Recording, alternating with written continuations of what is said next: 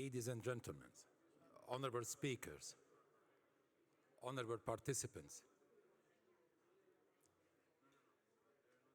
the second session will start. This session is about the IPU applications. It will be presented by Ambassador Carmen Elena Castillo. Carmen, please.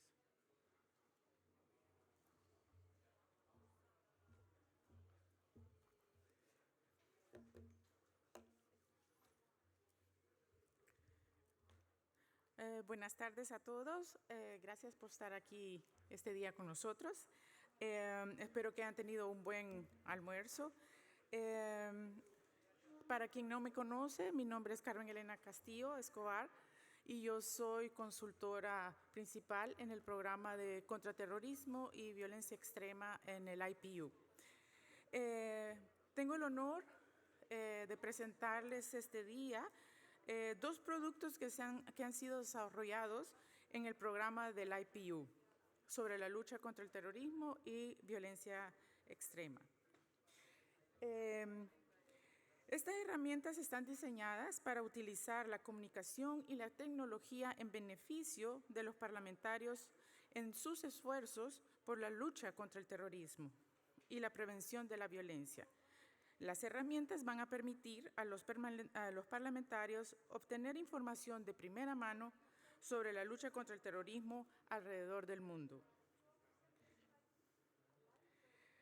179 miembros parlamentarios, 13 miembros asociados y alrededor de 46,000 parlamentarios podrán sacar ventaja de estas herramientas con sus características. Imagínense todos tener en un solo teléfono o en una computadora toda la información que ustedes requieran para cuando van a hacer algún informe o necesitan información de primera mano. El objetivo de estas herramientas es crear conciencia, aumentar la conectividad y unificar los esfuerzos globales en la lucha contra el terrorismo a través de herramientas simples pero eficaces.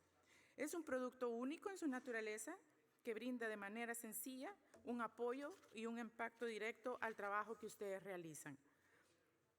También están estructuradas para reducir las brechas que a veces se encuentran con decisiones acordadas en la ONU y las legislaciones nacionales. Ambos productos tendrán características claves como el uso fácil, la podrán tener en teléfonos Androides como en teléfonos Apple, en computadoras, en tabletas. El mapa interactivo que les voy a presentar hoy ha sido construido a partir de una base de datos que hemos recolectado en el IPU por medio de un cuestionario que se les mandó a todos los parlamentos y esto ha creado una red parlamentaria global de todos los comités y grupos de los parlamentos que se encargan del tema de contraterrorismo. El mapa proporcionará acceso a la información sobre los comités encargados en cada parlamento. También proporcionará las legislaciones contra el terrorismo que ustedes nos hayan hecho llegar, información de cada parlamento, el trabajo que tienen con ONGs o si han hecho conferencias. También dará la oportunidad de intercambiar las buenas prácticas, ejemplos de legislaciones, documentos públicos que se puedan compartir. Por el momento está disponible en inglés y en francés. Posteriormente tendremos todas las lenguas oficiales de trabajo del IPU. El mapa se desarrolla como una aplicación web progresiva, un método de desarrollo de software que ofrece la experiencia y las características en un sitio web. Este mapa es fácil de utilizar y proporciona mucha información. Los usuarios pueden registrarse a partir del link en donde se les va a pedir información personal y una vez ustedes tengan el registro acordado podrán navegar en el mapa. Los usuarios tendrán por medio de su correo electrónico un password y podrán después acceder a la información.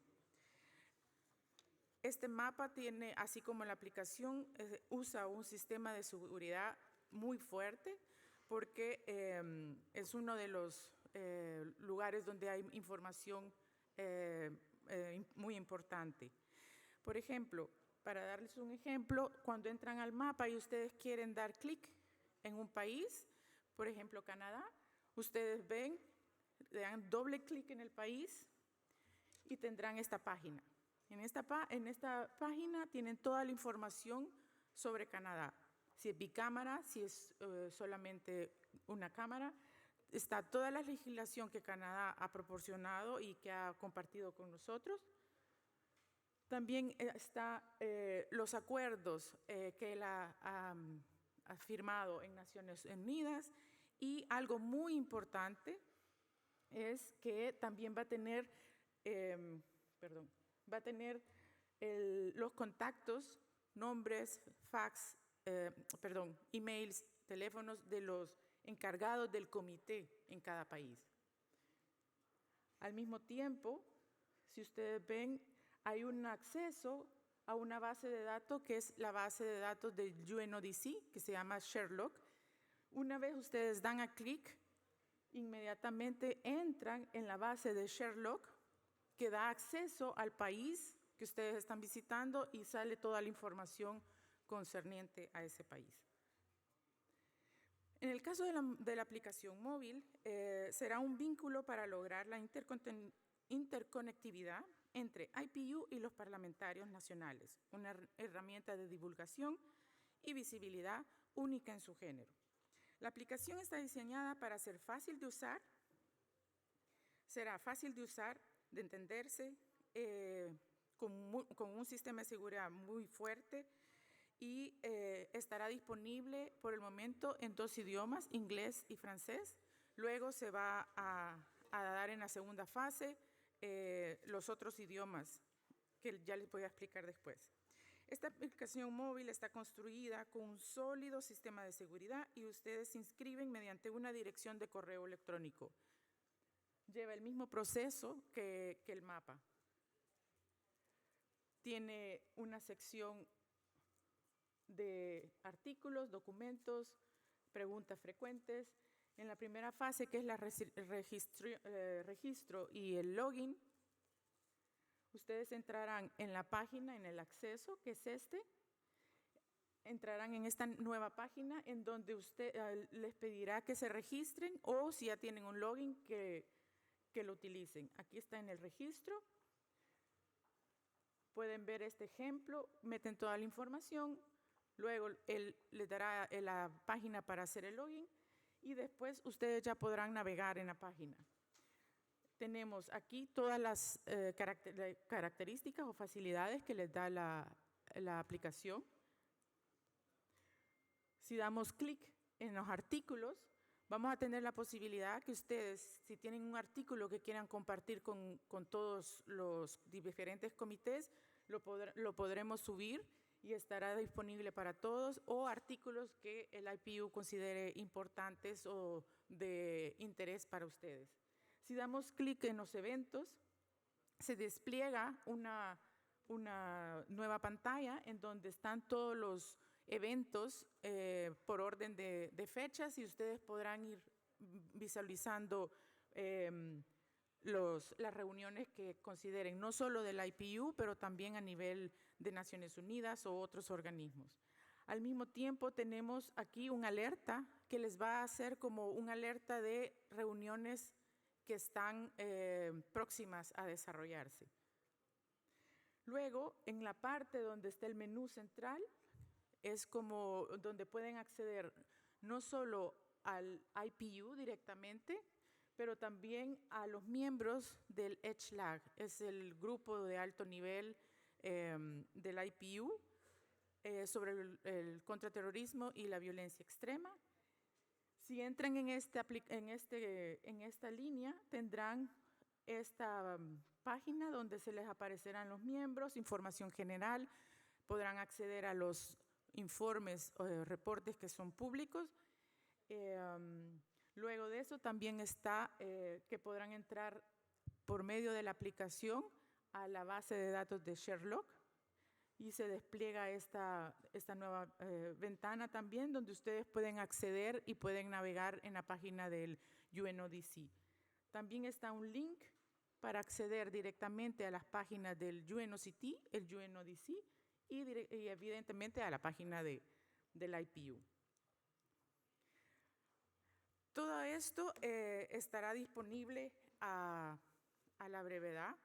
Nosotros les compartiremos toda la información necesaria, los links, y crearemos una hoja informativa cómo pueden bajar el producto y poderlo instalar en su teléfono. Realmente lo bueno es que todo el mundo tiene un teléfono en la mano. Y realmente estas dos aplicaciones es lo magnífico que tiene. Todo lo obtienen donde ustedes estén, van a tener acceso a muchas cosas. Lo más importante es la segunda fase. La segunda fase va a venir a reforzar todo lo que yo les he explicado, que consistirá en que podrán tener chat con sus colegas parlamentarios, con nosotros en la Secretaría, no solo individual, pero también podrán crear grupos, habrá videoconferencias y tendrá el acceso a la aplicación en árabe y en francés. Y todo eso realmente es gracias al apoyo que hemos recibido de un socio muy importante para el IPU, que es el Parlamento Árabe, que se ha comprometido con nosotros, que vamos a desarrollar la aplicación en su segunda fase. Solamente me queda decirle muchas gracias por haberme escuchado y que espero que todos puedan disfrutar de esta aplicación muy pronto. Muchas gracias. Thank you, Ambassador Carmen. Just in a conclusion, what the IPU is providing here is one-stop shop. The target of the application is not to redouble the work or the conferences. It's just to unify the work of the international parliamentary community in one-stop shop, one application, where you have all the references. In this application, which is highly secured right now, the same level of security for credit cards, it will provide an avenue of cooperation virtually and to upload all documentation, everything. You don't need to research right now. You only need to use your application. We have around 46,000 parliamentarians. The application is targeting all the 46,000 parliamentarians and around 12,000 researchers in those parliaments. The application was an idea. It was started by the IPU. It was funded. In the first phase, we looked for funds, and China was first to support us. And then UAE supported us. The support that we're having from those partners was extremely important to start the application. But in order to make the application available for all languages, regional partners came in. And I would like to give the floor to the President of the Arab Parliament, who is taking the responsibility of translating the whole application and the whole work to the Arabic language to serve more than 22 parliaments in the Arab region, to serve more than 6,000 parliamentarians who speak Arabic, and it's open for 325 Arabic-speaking population. So I would like to invite the President of the Arab Parliament to give his word and about his role in the Arabization of all the activities of the application and interactive map. Thank you very much. Mr. President, please.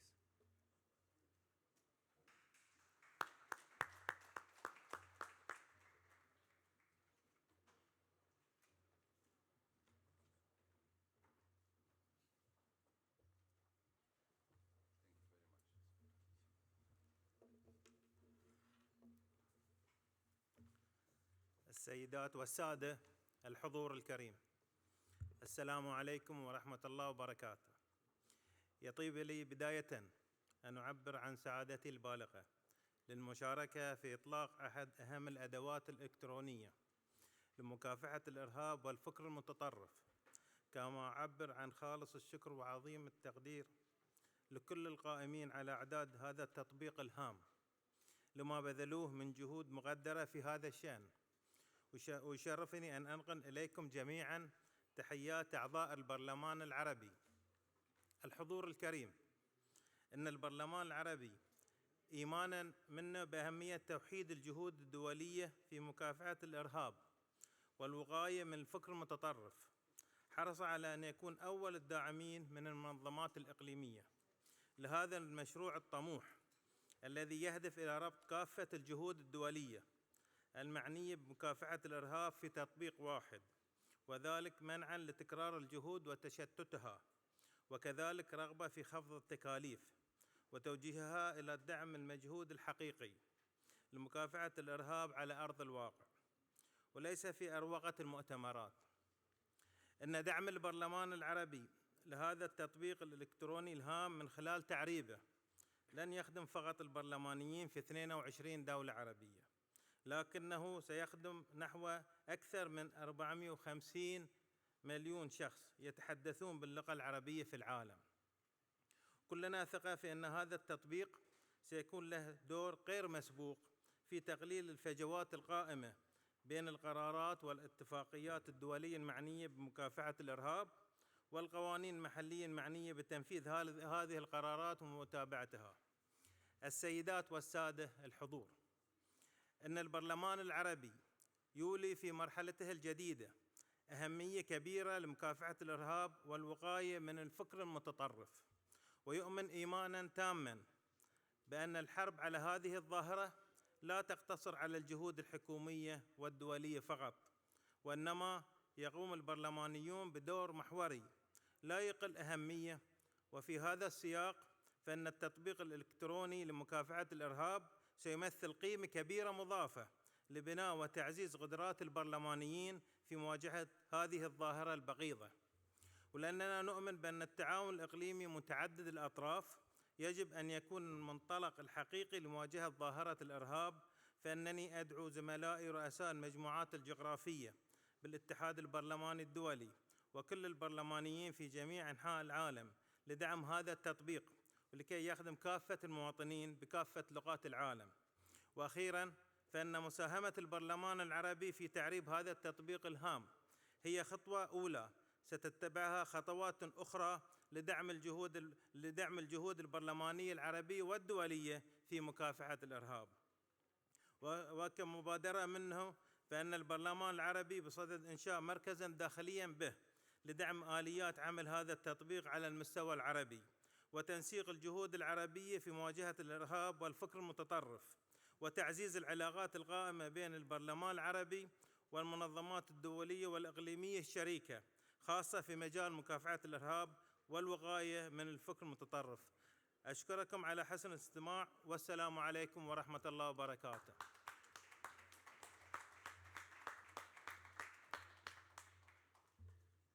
Thank you very much. شكرا سيادة الرئيس، سعداء بالدعم. And now we are going to start the following session. And please, we would like to welcome the moderator, member, please, of the Deputy President of the High-Level Advisory Group. We would like to invite the panelists to come to the stage. Dr. Mukhtar Goma, the President of the Supreme Council of the Islamic Affairs, and also the honorable member of the Ajlag from Madam Angus from Hungary, and also from Pakistan, Madam Mouri. So please. And also we have from the UNODC also our colleague Ariana. She's professional in the part of prevention, and so we welcome them all. Thank you very much.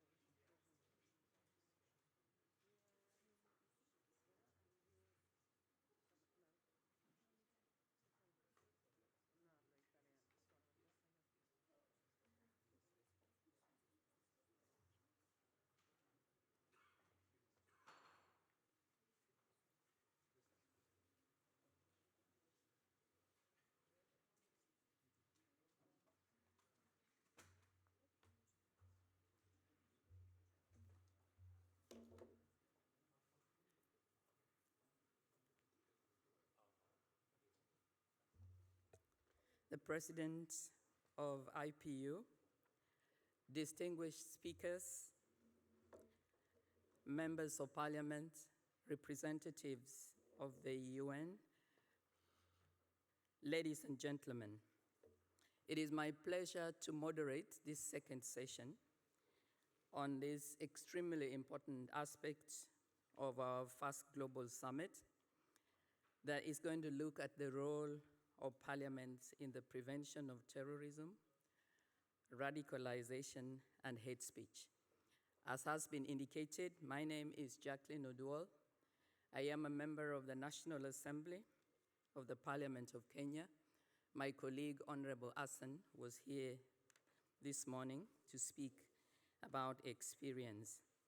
I have the honor to moderate, and I only want to express sincere gratitude to our President of IPU, and indeed to the High Advisory Group, because this session is one where I hope we will identify lasting solutions, and we can, in this session, determine how to make parliamentary global efforts effective.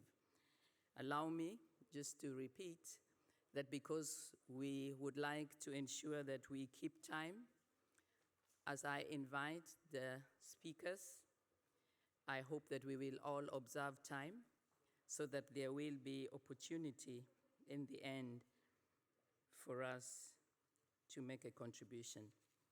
With that, ladies and gentlemen, distinguished speakers, allow me to invite our first panelist, President of the Supreme Council for Islamic Affairs, Mr. Mohammed Mokhtar Goma. Welcome.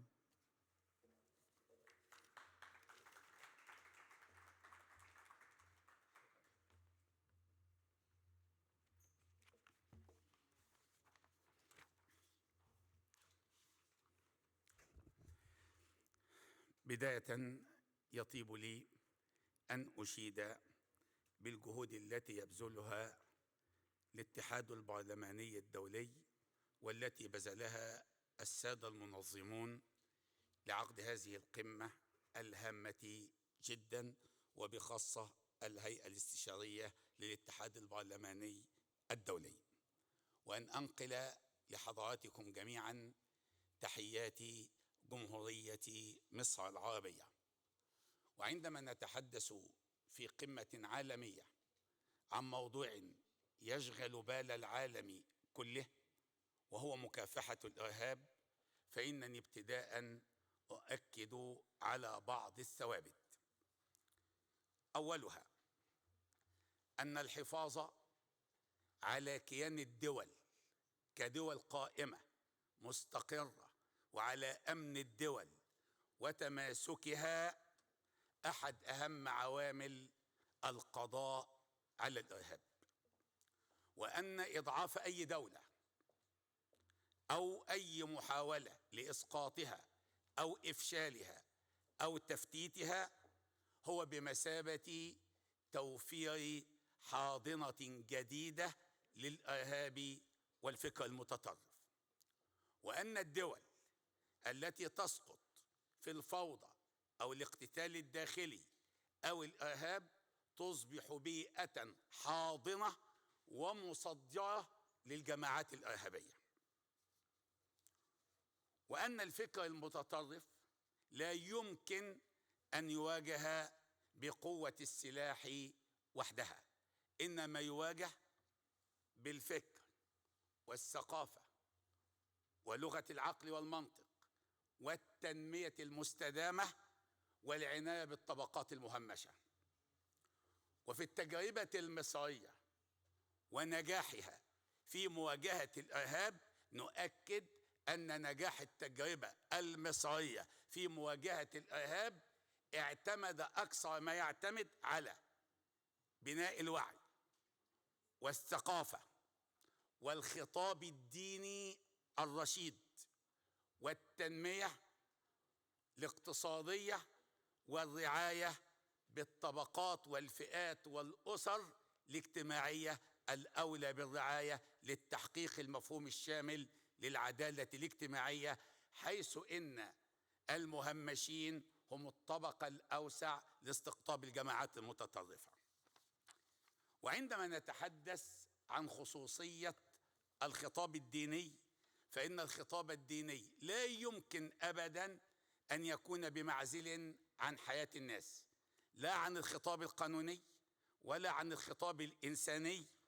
فالدين، الدين الحقيقي فن صناعة الحياة وليس فن صناعة الموت. الجماعات التي تقتل وتخرب وتدمر باسم الأديان هي جماعات تخرج على مقتضى الأديان ومقتضى الإنسانية ومقتضى ما يقتضيه القانون العام. والترابط بين الدين والحياة ترابط وثيق. كل ما يقوي الحياة ويدعم البناء والتعمير هو من صميم الأديان، وكل ما يأخذ نحو القتل أو التخريب أو العنف لا علاقة له بالأديان. وإن جانبا كبيرا من العنف الذي نشهده على الساحة الدولية يرجع إلى ضعف الحس الإنساني واختلال منظومة القيم أو التفسير الخاطئ لبعض النصوص الدينية، سواء كان عن عمد من الجماعات المؤدلجة المتاجرة بالدين أم كان عن جهل من جماعات الجمود الديني، مما يجعلنا في حاجة ماسة إلى التأكيد على الاهتمام بمنظومة القيم الإنسانية والتنوع الثقافي والبناء على المشترك الإنساني. فقد كرم الله عز وجل الإنسان على إطلاق إنسانيته بغض النظر عن دينه أو لونه أو جنسه أو عرقه أو لغته. وجميع الأديان السماوية وغير السماوية تجمع على رفض القتل والعنف والتخريب.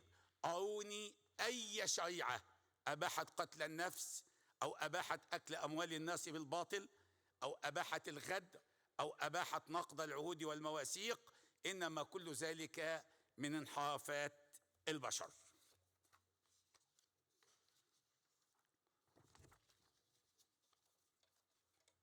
وألخص الآتي: النقطة الأولى إعلاء لغة الحوار والتفاهم كبديل للاحتراب والاقتتال، سواء على مستوى الأفراد أم الجماعات أم المؤسسات أم الدول. والحوار البناء هو الذي يقوم على التفاهم والتلاقي على مساحات مشتركة لا تمييز فيها على أساس الدين أو اللون أو الجنس أو العرق، ولا يقوم على الاستعلاء. ما يقوم على الاستعلاء لا يعد حوارا وإنما يعد استعبادا. الحوار يقوم على التكافؤ الإنساني واحترام الخصوصيات الثقافية والعادات والتقاليد للدول والأمم والشعوب، ولا يعني فرض هيمنة ثقافة على ثقافة أخرى ولا أيديولوجية على أيديولوجية أخرى. ومن هنا نؤكد أننا مع حرية العقيدة، حرية المعتقد، ونؤكد أنه لا قتل على الدين ولا قتل على المعتقد ولا إكراه في الدين ولا على الدين، إنما هي حياة تقوم على المشترك الإنساني بين الناس جميعا. النقطة الثانية أهمية الدولة الوطنية.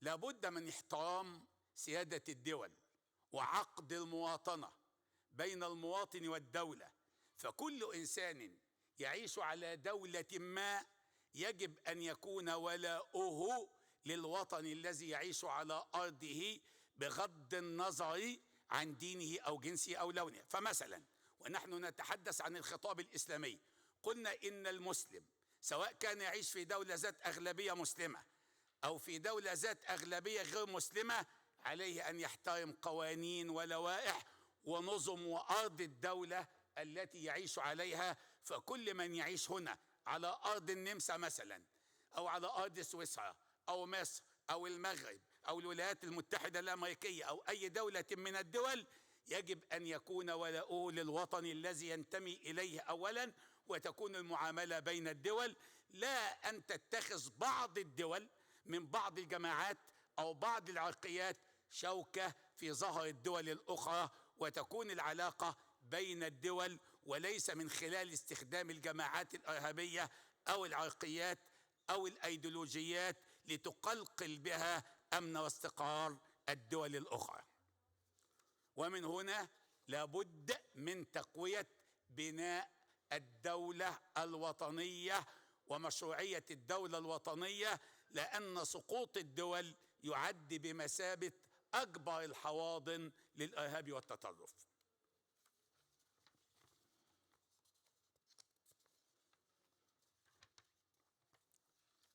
ولا بد عندما نتحدث عن مواجهة الإرهاب لابد ونتحدث عن التسامح الديني، لابد أن يسود عوامل عديدة، أولها التسامح الديني والتعايش بين الأديان على أرضية الإنسانية، ومن ثم لابد من تفعيل حوار الأديان والثقافات لاتخاذ الحوار بين الأديان وسيلة بديلة للاحتراب والتقاتل والعدائيات. أيضا حقوق المرأة، الدول التي لا تعنى بحق المرأة ولا بحقوق الضعفاء أيضا تقع في مشكلات كبيرة.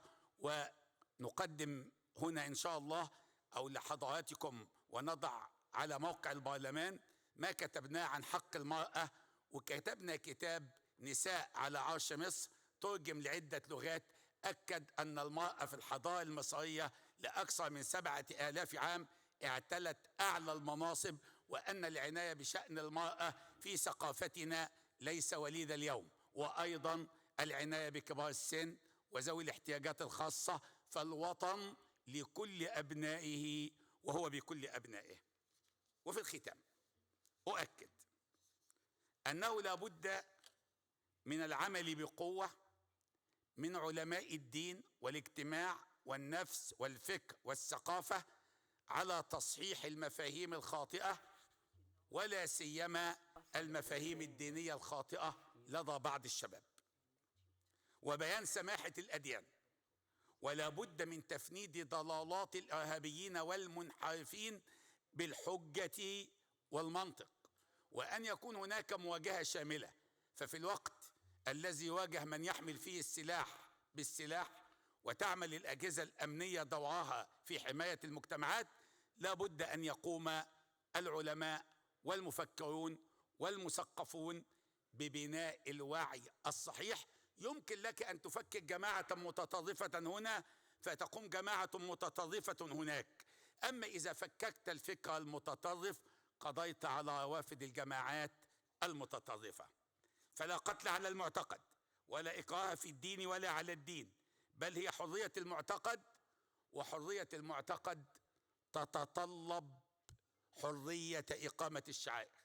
بعض الناس يقول أنت حر، لكن إذا أراد أن يبني مسجدا للتعبد أو كنيسة أو معبدا أو أي دار ربما وجد من العقبات والعراقيل الكثير. ومن هنا فإن الدولة المصرية ومن حسابها ومن أموالها كما تبني المساجد تبني الكنائس، بل اهتمت بترميم المعبد اليهودي بمدينة الإسكندرية رغم عدم إقامة الصلاة فيه وعدم وجود جالية، احتراما لشعائر الأديان الأخرى وتأكيدا على احترام حرية إقامة الشعائر وليس حرية العبادة دور العبادة فقط. بل أبعد من هذا، قلنا وعلى الهواء وفي أكثر من رسالة موجهة أننا كما نحمي مساجدنا نحمي كنائسنا، ومن مات دفاعا عن الكنيسة كمن مات دفاعا عن المسجد وحماية دور العبادة. ومن ثم أخرجنا كتابين، الأول حماية الكنائس في الإسلام، والثاني حماية دور العبادة بصفة عامة أيا كان الدين والمعتقد، فإما أن يدخل الناس في سلام أديان وإما أن يدخلوا كبديل في حرب عقائد، ولا يوجد دين يدعو إلى حرب العقائد. أيضا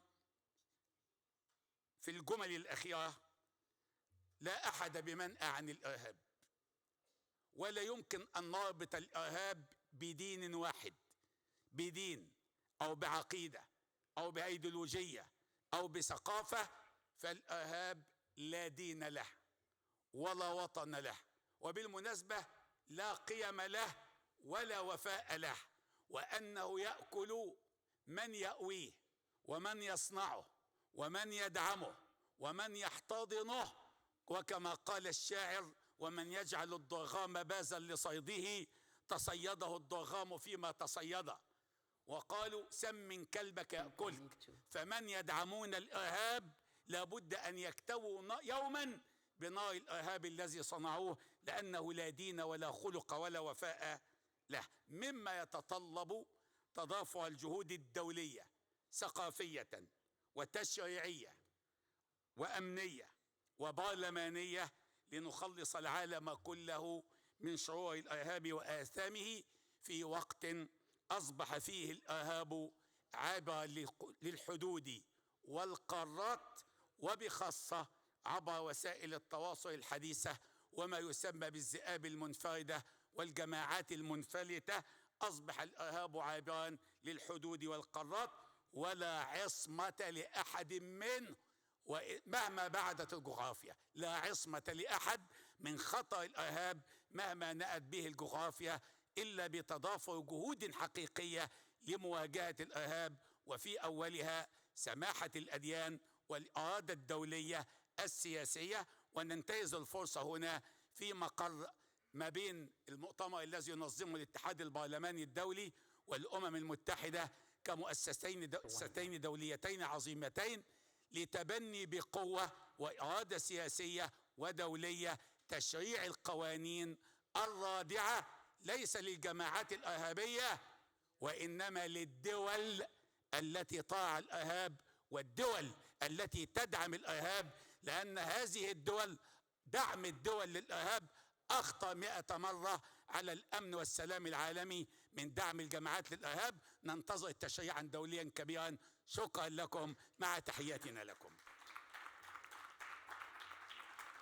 Thank you very much, President of the Supreme Council for Islamic Affairs. I must say that I truly enjoyed the idea of ensuring that we have constructive dialogue and that we deal with issues of culture, education, and sensitization.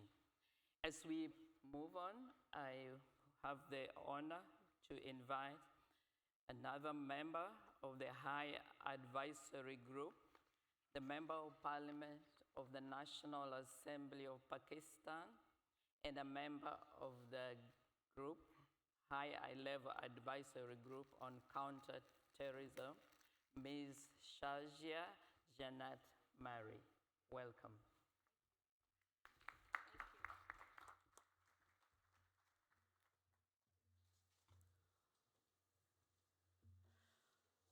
Honorable Chairperson, distinguished speakers and parliamentarians, Assalamu alaikum, and a very good afternoon to all.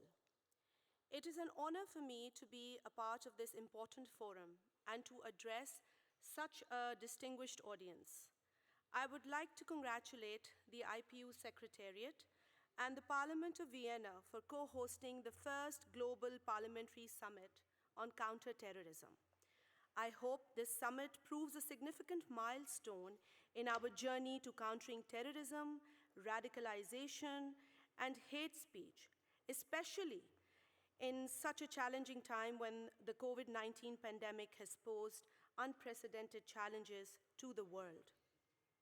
Distinguished colleagues, the fight against terrorism has seen important advances. Attacks have been thwarted across the world and hundreds of terrorists have been brought to justice. Yet the threat has persisted and diversified. Serious concerns remain about the rising extremist tendencies and the violent terrorist attacks across the world. Thus, we, the parliamentarians, as the representatives of the people, have an important role to play in preventing the menace of terrorism and the violent extremism. Effective counterterrorism strategies are needed to eradicate the conditions that drive individuals to join these violent organizations. However, terrorism and extremism have multi-pronged drivers. It cannot be addressed through a single piece of legislation. Rather, it requires collective and comprehensive strategies at the national, regional, and international levels to address the root causes and drivers of extremism. Honorable delegates, prevalent inequalities, historical injustices, religious intolerance, hate crimes, and the denial of a legitimate right to self-determination are some of the major root causes of radicalization, fueling chaos and disorder around the world. We must not equate movements for self-determination with terrorism. Till the time these festering wounds are not addressed, we will not be able to respond fully and efficiently to the challenges and threats that terrorism and violent extremism pose to nations, regions, and communities across the world. A successful approach demands identification of the early signs of radicalization that in the worst case may support or fuel violence. Consistent review of the global counter-terrorism strategy is necessary to ensure that the international response remains in line with the changing dynamics of the threats posed by terrorism and extremism. Dear colleagues, my country, Pakistan, has always fought on the front line in the fight against terrorism and has contributed in all ways to bring lasting peace to the region and the world at large. Since 9/11, Pakistan has remained a major, proactive, reliable, and willing partner of the international community in the global war against terrorism. Pakistan's geostrategic location makes us a key player in peacekeeping. Pakistan has paid and continues to pay a massive price for its commitment to peace. Not only have we borne the irreparable loss of thousands of lives, our economy and our development both have taken huge steps backwards. And that is very unfortunate. And this phenomenon is not limited to Pakistan. Indeed, the world today is not a safe place. Incidents of terror continue to occur across the globe. Just in 2018, the economic cost of violence was over $14 trillion. The world cannot afford to not be at peace. Yet, at peace we are not. And we must understand the times have changed. And with changing times, patterns of warfare and conflicts have also changed. In World War I, for instance, there were only 5% civilian deaths, whereas in contemporary conflicts, there have been 90% civilian deaths, and women and children considered to be most negatively impacted. Ladies and men, as a responsible member of the international community, Pakistan gives due consideration to the international counterterrorism framework. While countering the menace of terrorism and extremism, it ensures that its efforts go in line with the UN Global Counter-Terrorism Strategy by implementing its pillars in true spirit. The gains achieved by Pakistan through various counter-terrorism operations have been consolidated in a 20-point national action plan, a multi-pronged strategy developed by the government of Pakistan in 2015 to defeat terrorism. The National Action Plan not only provides counterterrorism and law enforcement measures, but also addresses the structural and governance issues that have enabled the terrorist narrative to sustain in the past. Honorable delegates, we are concerned by the rising intolerance, discrimination, hate speech, and racism across the world. At the same time, we feel that any ridicule, insult, or defamation of religious personalities must also be discouraged.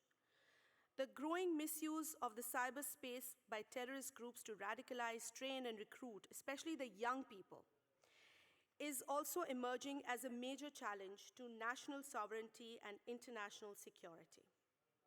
Therefore, sustained efforts and cooperation among the states are required to counter the misuse of cyberspace by terrorist and extremist elements. The dissemination of hate speech and intolerance through the cyberspace requires urgent intervention.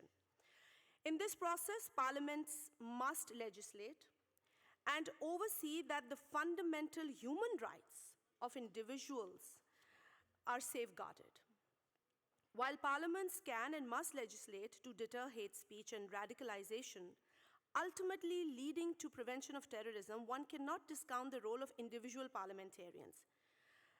While it can be argued that parliamentarians make up the parliament, they are much more than mere cogs in a wheel. Indeed, the reach and influence of each parliamentarian over the constituents is perhaps the most effective weapon in our arsenal in the fight against terrorism. Changing narratives at the grassroots level in interactions with citizens will ultimately lead to changing mindsets. Dear colleagues, Pakistan is deeply concerned about the rapidly developing situation in Afghanistan. Apart from the people of Afghanistan, Pakistan has suffered the most from the 4 decades of conflict in Afghanistan.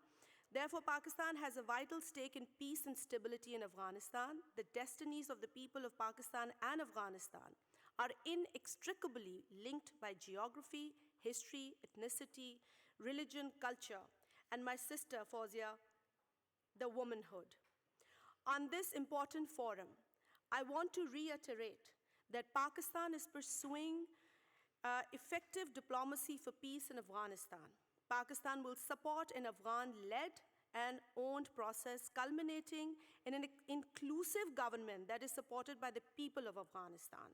We continue to hope that the Afghan government will be one where the rights of all marginalized communities and religious minorities will be protected. And for me, most importantly, where women and young people will be allowed to contribute towards the progress of their nation. Distinguished delegates, we are also convinced that the global fight against terrorism can only be won through a cooperative and synergetic approach. Terrorism is a common enemy, and we must unite to fight with it. Therefore, I would once again underscore that the fight against terrorism and extremism needs to be led by the parliaments, and in this regard, there is a dire need for a long-term joint strategy. Parliamentarians across borders must play a proactive role for peace building and conflict resolutions, as they are the harbingers of change in the social and political life of any nation. As representatives of our people, we can create opportunities for establishing innovative and interdisciplinary approaches pivoted on multilateralism for global integration, peace, and prosperity. It is therefore high time to move forward with a common strategic and operational approach to fight off terrorism and extremism in order to build a strong, peaceful, and prosperous society for our present and the future generations. Excellencies, in this regard, I assure you once again that Pakistan will continue to be the global partner in the fight against terrorism as well as extremism, and we will always be there in efforts to build a future of peace and dignity for all. Thank you very much for giving me this opportunity.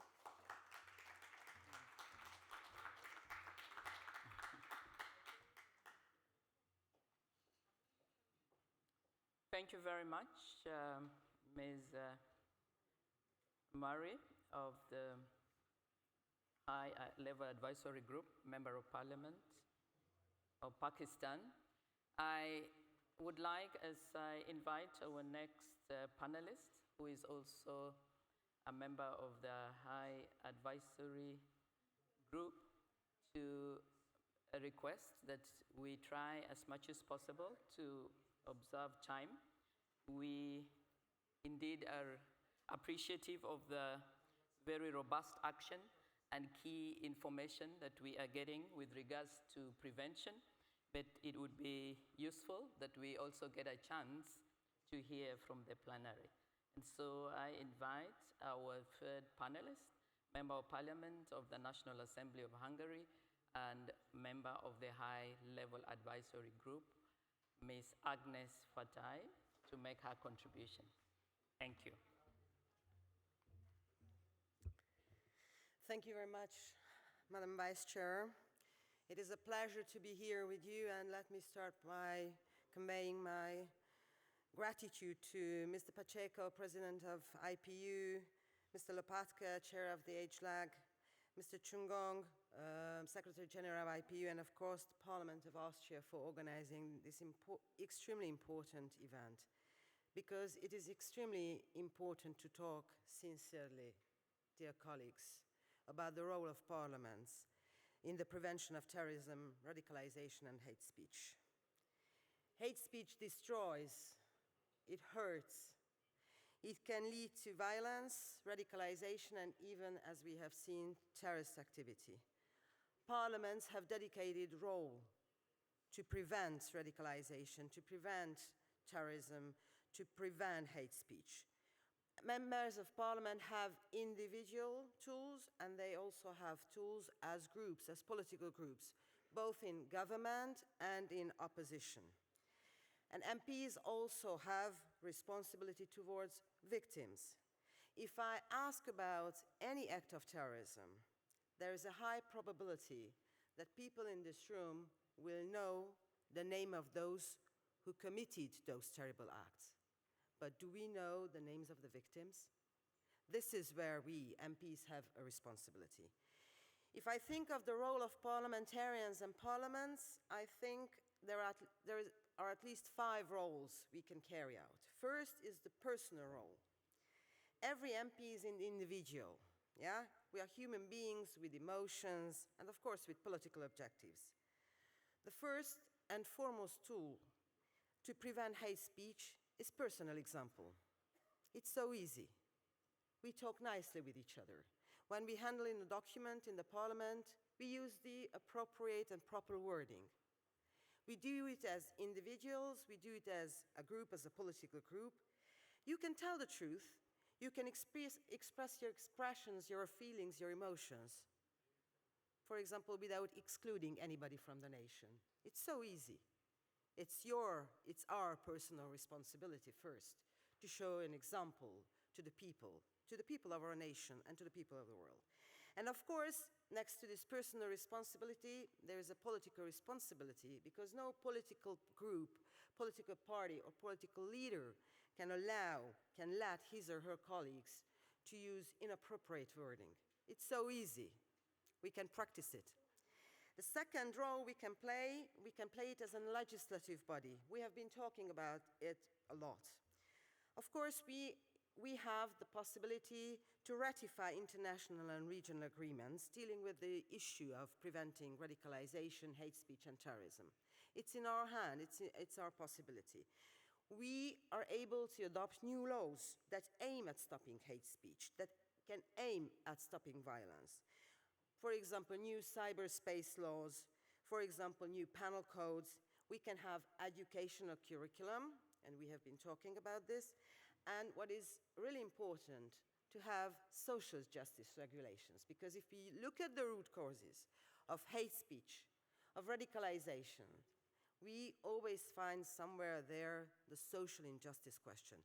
So we can do that through legislative and through legislation. Of course, when we were talking about victims, we can create Remembrance Day for the victims. It's so easy. It's just one voting, and it really doesn't cost too much. But it's very, very important for those who died, who suffered in terrorist activities, and of course for the whole society, because the society then understands that yes, those are the victims who are important. We have to know the names of the victims and not of those who committed those terrible crimes. And of course, and this is very, very important, we have another tool, the oversight of the government and government bodies that deal with terrorism. It's also very important, and it's in our hand as legislative people. We, and this is the third role as a parliament, we are also a budgetary body. It's very important when we create a budget, we allocate sufficient funds for anti-terrorist programs, because it's very nice to have laws. It's very nice to organize conferences. But if there is no fund to carry out these programs, to help the people, then we can say it's just word that is spreading in this room, but nothing else. So it's not just sufficient sources for anti-terrorist programs, but we also need to allocate sufficient budgetary funds for the education of the future generation about acceptance and tolerance, because we all know that this is a key question in fighting hate speech and radicalization. And of course, it is very important all the time to have sufficient budgetary funds for healing the psychological and physical wounds of the victims and their families. The fourth role we can play it as an international relation body, international relations. We are here doing international relations diplomacy. We can foster regional cooperations, just like, for example, in the European Union. The European Commission adopted, for example, the Counter-Terrorism agenda, but the European Parliament also has different resolutions. We can regularly exchange experience in different regional organizations, just like in the Council of Europe, or for example, in the African Union. And we are able to set up different working groups where we can discuss our experiences. We can study from each other. It's very, very important that we study and understand each other. And also, it's very important that in the IPU, there's HLAG, the High-Level Advisory Group on Counter-Terrorism. It's very, very important. Please follow what HLAG is doing. And of course, please follow all the digital tools IPU is building, because there is the information, there is a knowledge which can serve good governance and which can serve the fight against hate speech and radicalization. And finally, Parliament is a connecting body. It's a conveying body. It's so easy. Convey to our voters to be tolerant. That's all. That's why we are paid, actually. That's why we are politicians, to convey the good messages. Convey the voters the message about the importance of tolerance, of stopping hate speech, of understanding each other. And of course, it's very important that parliamentarians everywhere in the world build relationship with non-governmental organizations, with the civil organizations, because they also collect on the ground a lot of important experience we parliamentarians, we politicians can use in legislation. So there are, dear colleagues, a huge number of tools MPs can use to prevent hate speech radicalization, which can unfortunately lead to terrorism. And there are lots of tools we can use to commemorate victims and help the victims and to educate society. It is goodwill, courage, and of course, active and positive attitude of politicians that can change things. So basically, honorable friends, dear colleagues in the IPU, we, politicians, we who are sitting here, we have to do a lot of things. Thank you very much. Thank you very much. Thank you for demonstrating that we, as parliamentarians, need to take action, personal level, collective, institutional. We thank you giving us very clear action points. We now invite our final panelist, Ms. Ariana, who is the coordinator, Global Initiative on Electronic Evidence, Terrorism Prevention, Branch UNODC. Welcome. Thank you, Madam Chair. Honorable parliamentarians, distinguished guests, I've known few greater honors than the opportunity to intervene at this first Global Parliamentary Summit on Counter-Terrorism. I would like to echo my colleagues from UNODC to thank IPU, Secretariat in Geneva, and in particular Ambassador Mokhtar for a cooperation that we started in 2015, and it sees its fruits right now. I feel extremely fortunate to share this panel with such a honorable panelist. I feel really that I have an honor to be sitting here with you today. My name is Arianna Lepore, and for the past 10 years I had the privilege to serve as Crime Prevention and Criminal Justice Officer within the Terrorism Prevention Branch of UNODC. In addition, I have the fortune to be the coordinator of a breakthrough initiative of the Terrorism Prevention Branch, which is the global initiative on handling electronic evidence across borders. UNODC and its Terrorism Prevention Branch continues to be a global center of expertise and a thought leader for both policy and operational aspects of preventing and countering terrorism. The threat of terrorism is real and alarming. The COVID-19 pandemic has exacerbated all threats as well as created new ones. We have witnessed a weaponization of the pandemic by terrorist groups. and an increased use of internet for terrorist purposes in the radicalization, training, financing of terrorism, as well as an increased dissemination of harmful content online. The last 18 months have highlighted even more so the important work of member states to prevent and counter terrorism and violent extremism leading to terrorism.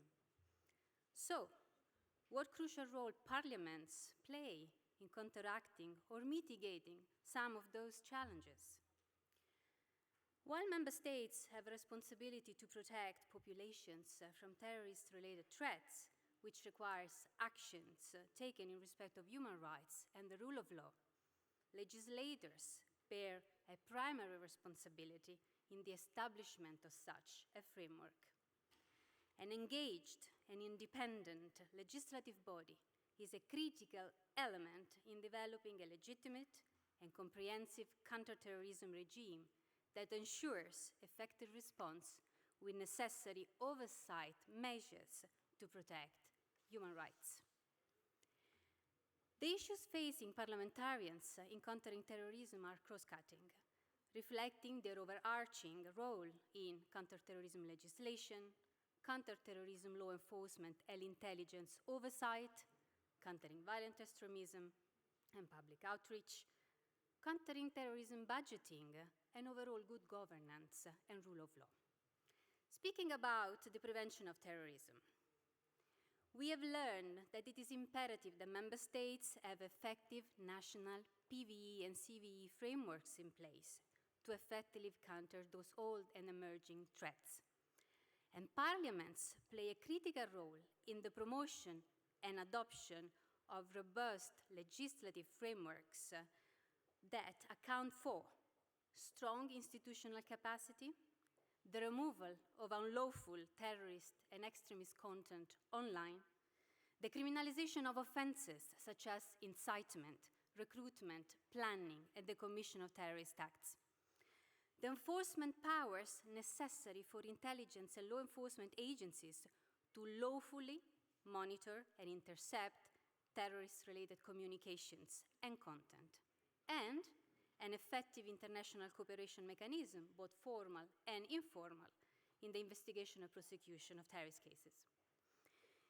In addition to robust legislation, parliaments play a critical role in the prevention of terrorist attacks and effective post-event responses by promoting and supporting mechanisms for effective coordination and cooperation between agencies domestically, regionally, and internationally, and between the public and private sector, and with the civil society. Moreover, by ensuring that public resources are available to sustain counterterrorism policies, parliamentarians play a critical role in the development of mechanisms for allocation of funds and effective auditing processes, as well as in the oversight of law enforcement and intelligence services to secure citizens' rights. Speaking about radicalization, UNODC experience shows that the whole-of-society approach is required for effective responses. As part of national PVE-CVE efforts, victims of terrorism, as we have seen this morning, youth and women have been recognized as credible and powerful messengers through their personal stories, promotion of tolerance, critical thinking, and their close connection with vulnerable youths and children. Parliaments play a key role in such a whole-of-society approach, including in raising awareness of the importance of supporting victims and giving legal effects to their rights, in supporting the establishment of association of victims, in raising awareness of the importance and empowerment of youth by promoting their voice in PVE-CVE through internet and social media platforms, and in raising awareness of the importance and empowerment of women, particularly mothers, as credible and powerful messenger of narratives that prevent counter-radicalization among youth and children. Parliamentarians play a key role in developing public opinion, and therefore are key in counter-terrorism awareness. And they do this in two ways. First, By community leaders' engagement in civil society consultation practices, parliamentarians greatly contribute in preventing youth recruitment by terrorist organizations and in engaging people at the margins of the society.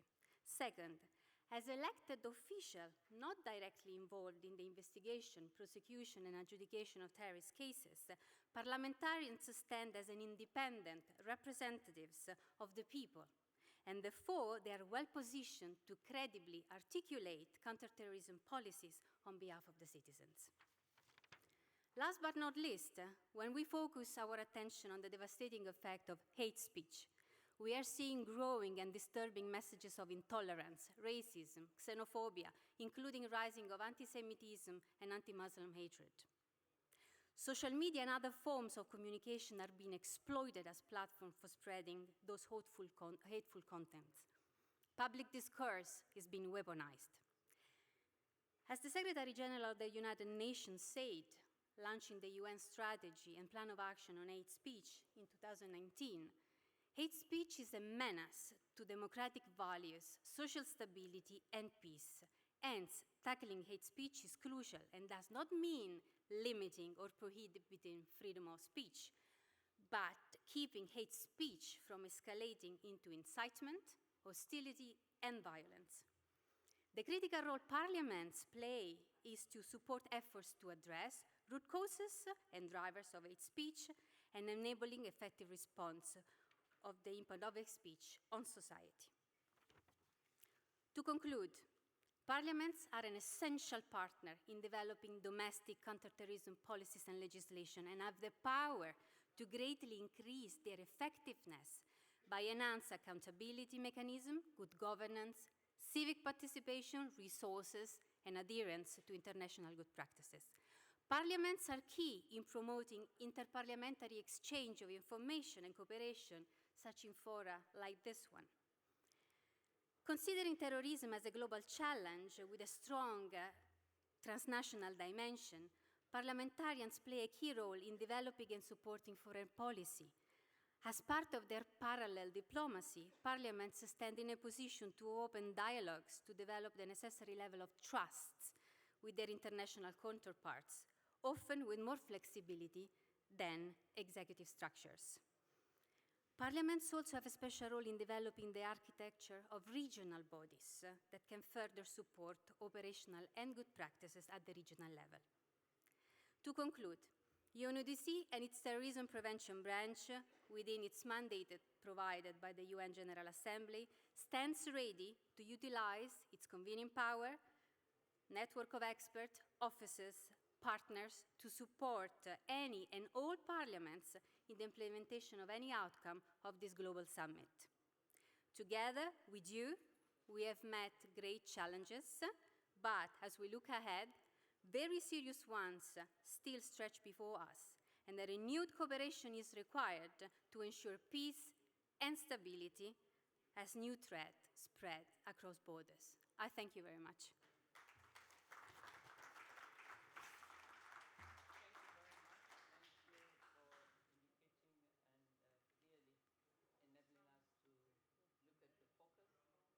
I know there's no sound. Can you hear me? So that was technical hitch. I'm glad that we can get that. I want to thank Ms. Ariana because as we clearly see from this session, we are keen in IPU as we work with our partners, not only to deal with issues that touch on prevention, but in particular to ensure that the capacities of parliamentarians and of key stakeholders, particularly the community, is built so that we can have a collective ownership and effective strategies. I now would like to invite interventions, and I know that you can feel the energy of how I'm going to manage time. You might not have felt it, but now I think we know that we must indeed get to do our work by 4 p.m. So we have about 13 requests, and I'm going to urge each one of us to observe time, and we will start with our first intervention. If I could just, all right, we're going to get Mr. Gobash, the distinguished speaker of the Federal National Council, UAE, followed by the Deputy Speaker of the House of Representatives, Bosnia. Kindly welcome and do help me to manage time. شكراً سعادة رئيس الجلسة، أصحاب المعالي والسعادة، رؤساء وأعضاء البرلمانات. أود في البداية أن أتوجه بالشكر لمنظمي القمة البرلمانية الأولى بشأن مكافحة الإرهاب التي تعد ثمرة للشراكة الاستراتيجية ما بين الاتحاد البرلماني الدولي والأمم المتحدة. ونحن ندرك جميعاً أن الإرهاب والتطرف يمثلان تهديداً حقيقياً للسلم والأمن الدوليين، لذلك فإن مكافحتهما تتطلب شراكات استراتيجية بين المؤسسات الحكومية والبرلمانية سواء على الصعيد الوطني أو على الصعيد الدولي.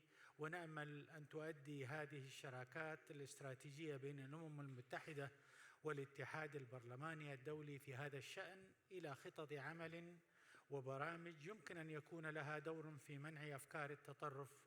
وإنه من المهم لنا نحن البرلمانيين أن نولي أهمية كبرى في تشريعاتنا الوطنية لجرائم التطرف والكراهية عبر أدوات الاتصال الحديثة، وهذا ما حرصنا عليه في دولة الإمارات العربية المتحدة من خلال إقرار قانون لمكافحة الجرائم الإلكترونية منذ عام 2006، والذي كان نتاج استراتيجية شاملة لمكافحة الإرهاب والتطرف اعتمدت على 3 محاور أساسية، أولها محور تشريعي، وثانيها محور ديني وثقافي، وثالثها محور عالمي، حيث تم إنشاء مركز هداية بالشراكة مع المنتدى الدولي لمكافحة الإرهاب بهدف إجراء الأبحاث العلمية والتدريب والحوار لمكافحة التطرف، بالإضافة إلى إنشاء مركز صواب لدعم جهود التحالف الدولي في حربه ضد الممارسات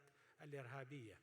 أصحاب المعالي والسعادة، لقد ارتكزت رؤية دولة الإمارات على أن تعزيز التسامح وتدعيم الحوار بين ثقافات وحضارات العالم يعد السبيل الرئيسي للتصدي للتطرف وسلبياته وللقضاء على التعصب وما ينتج عنه من إرهاب.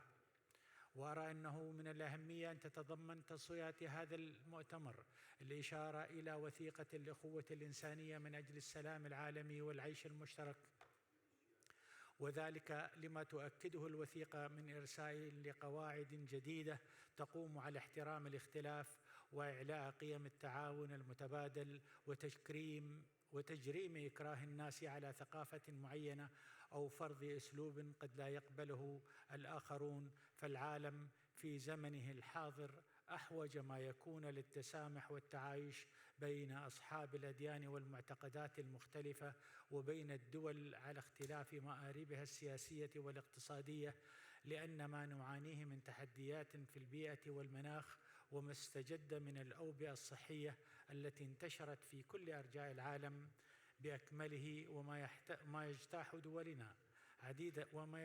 دولا عديدة من الأعمال الإرهابية. كل ذلك يتطلب سياسات عالمية مشتركة نتناسى فيها كل خلافاتنا ونتضامن بأخوة وإنسانية لمواجهتها. إنني في ختام هذه المداخلة أود التركيز. I'm sorry to interrupt you, but your time is up. لو سمحت أكمل الختام فقط. إنني في هذه المداخلة أود التركيز على أهمية قيام البرلمانات بدورها في ضمان أن تكون تشريعاتها الاقتصادية والاجتماعية محققة لتطلعات مواطنيها في التنمية المستدامة والعدالة الاجتماعية وتطوير النظم التعليمية، باعتبار أن ذلك يمثل أساساً هاماً للتصدي للعنف والإرهاب. شكراً على حسن الاستماع. Thank you. Thank you very much. And now we invite the Deputy Speaker, Ms. Bojana. Hvala lijepa. Poštovani predsjednici parlamenta, dame i gospodo, sve vas srdačno pozdravljam. Pravo na slobodu izražavanja kao jedno od temeljnih ljudskih prava sadržano je u brojnim međunarodnim dokumentima kojima se uređuje područje zaštite ljudskih prava. Kako je područje, odnosno pravo na slobodu izražavanja, relativno pravo, njegova se ograničenja su dopuštena ako su zakonom propisana i imaju legitiman cilj i nužna su u demokratskom društvu. Upravo to pravo na slobodu izražavanja, posebno u zadnje vrijeme pojavom društvenih mreža, masovno se zloupotrebljava kroz izražavanje misli, ideja, stavova i uvjerenja kojima se ugrožavaju prava drugih. U prilog tome govori činjenica da je suzbijanje nezakonitog sadržaja na internetu na razini Europske unije prepoznat kao jedan od ključnih sigurnosnih izazova, osobito nakon terorističkih napada koji su se dogodili na teritoriju država članica Europske unije, gdje se naknadnim istragama utvrdilo zloupotreba interneta i društvenih mreža za pripremanje napada. Naravno, svaka država pojedinačno ima svoju strategiju za borbu i sprječavanje navedenih problema, ali ima i specifičnosti samih problema.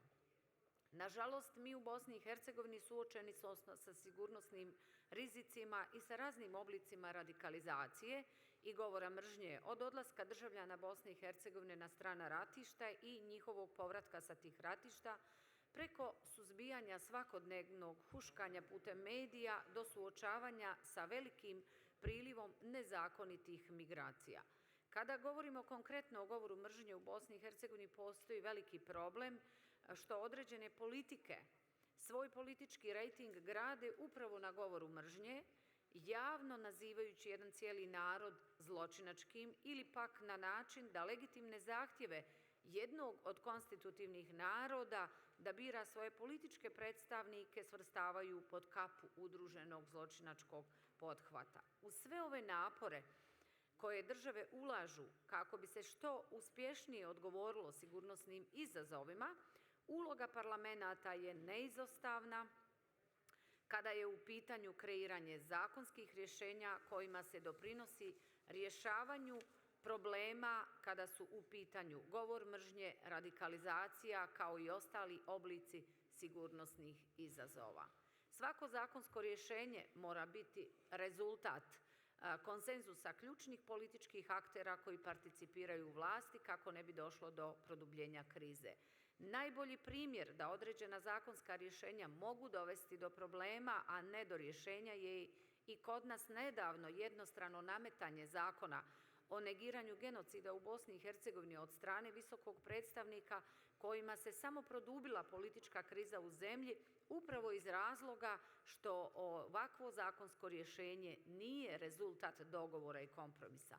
Ali vjerujem da ćemo prije svega kao društvo znati na pravi način odgovoriti na sve izazove u kojima se susrećemo kako bi se na taj način umanjili utjecaji tih negativnih pojava na našu sigurnost i vrijednost naših demokratskih društava. Hvala.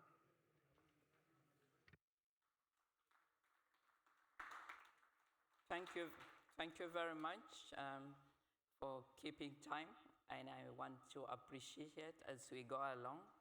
Now we invite the Speaker of the House of Representatives of the Republic of Yemen, Mr. Sultan Said, and he will be followed by the Speaker of the Council of Representatives of Bahrain. Welcome, Honorable Speaker of Yemen. شكرا سيدة الرئيسة.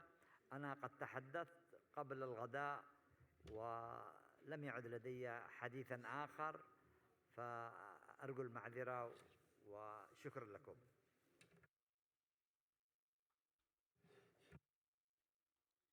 Yeah, thank you. I hope that someone else is coming through my chair, because I'm not sure how that is going to work. Okay, thank you. Thank you very much. Now we then invite the Speaker of the Bahrain. Council of Representatives Bahrain. Yes.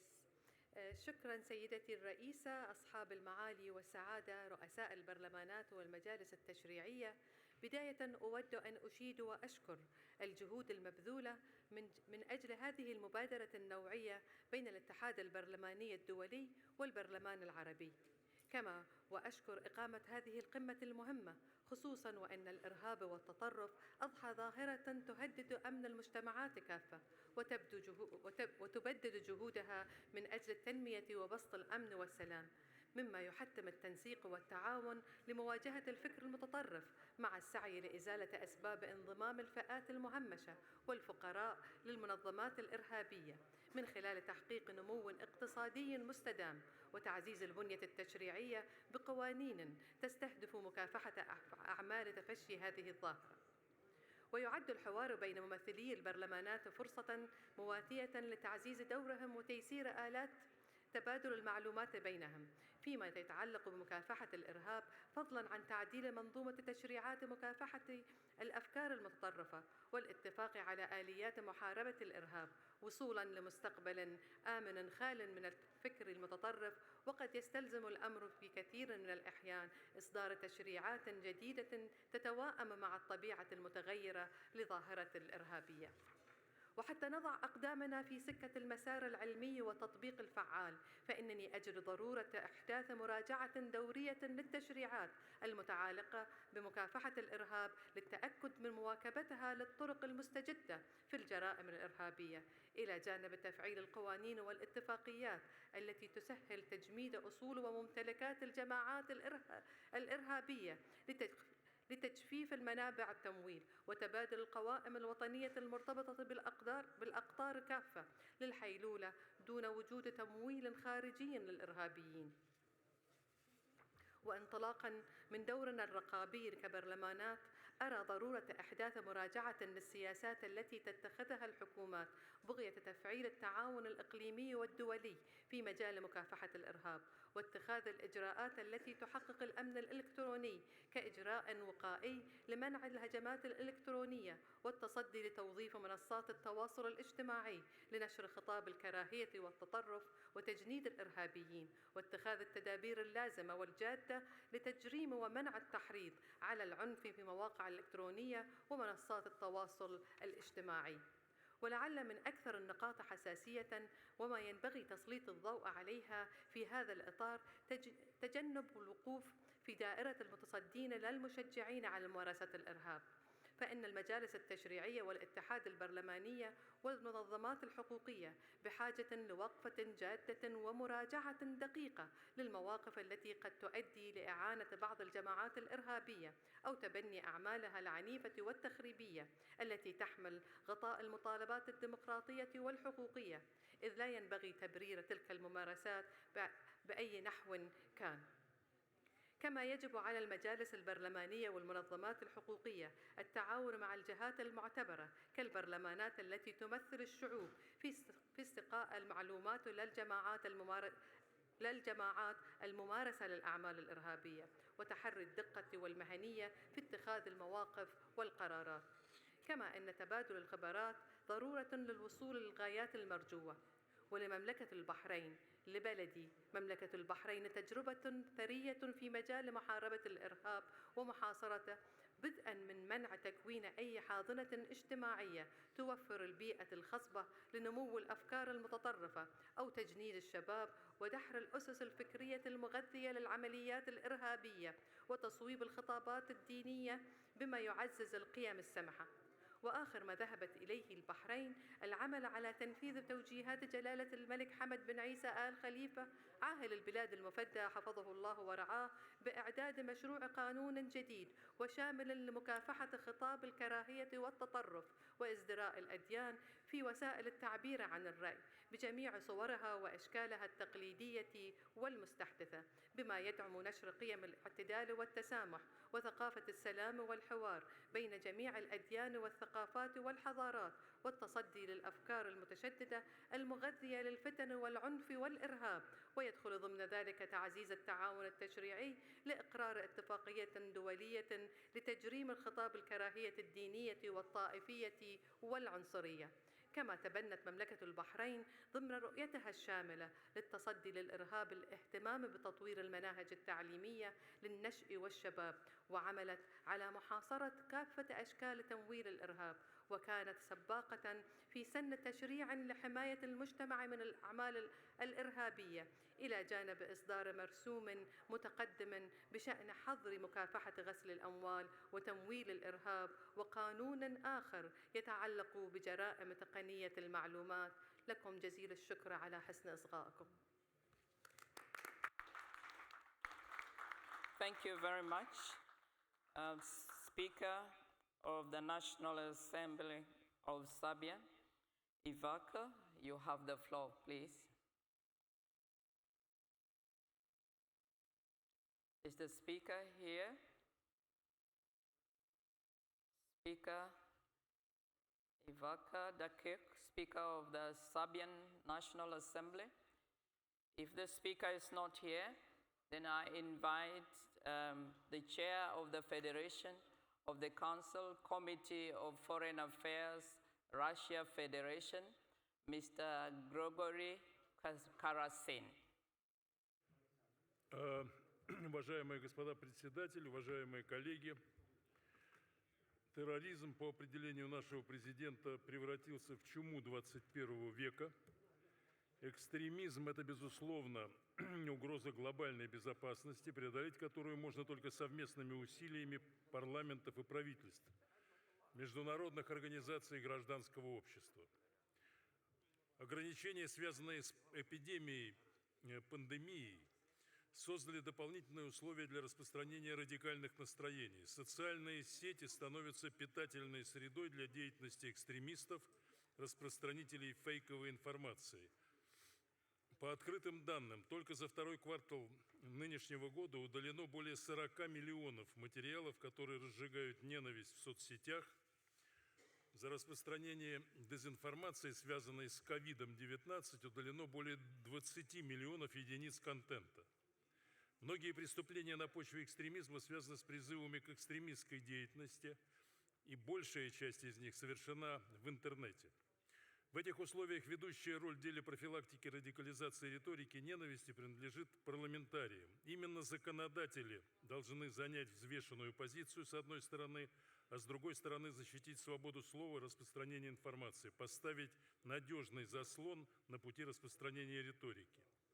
Особо важно выработать правила регулирования не только на национальном, но и на международном уровне, чтобы предупредить злоупотребление свободой слова, попытки цензуры и использования социальных сетей в качестве оружия политической пропаганды. В апреле этого года вопросы борьбы с терроризмом обсуждались на международной парламентской конференции «Глобальные вызовы и угрозы в условиях пандемии COVID-19», которая прошла в Санкт-Петербурге.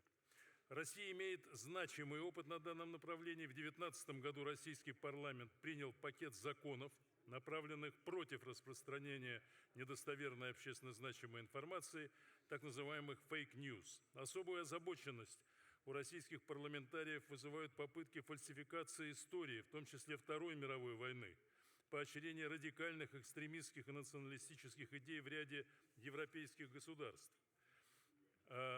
Парламентарии России остаются последовательными противниками любых межнациональных конфликтов, антисемитизма, расизма, экстремизма и ксенофобии, религиозной нетерпимости, в том числе на Украине и в странах Прибалтики, где предпринимаются попытки обеления нацистских преступников. В 2020 году президент нашей страны утвердил новую редакцию стратегии противодействия экстремизма в России до 2025 года. Это эффективный план. Проблема противодействия терроризму может быть решена только совместными усилиями при сохранении центральной координирующей роли ООН. Повысить эффективность противодействия экстремизму можно путем сотрудничества с региональными организациями, включая ОБСЕ, ОДКБ, СНГ и ШОС. Рассчитываем на продолжение этой важной дискуссии в рамках Всемирной конференции по межкультурному и межрелигиозному диалогу, которая состоится в мае следующего 2022 года в Санкт-Петербурге. Мероприятие проводится Межпарламентским союзом при поддержке ООН. В нем примут участие главы государств, парламентарии и представители мировых религий. Желаю всем участникам глобального саммита успехов. Спасибо.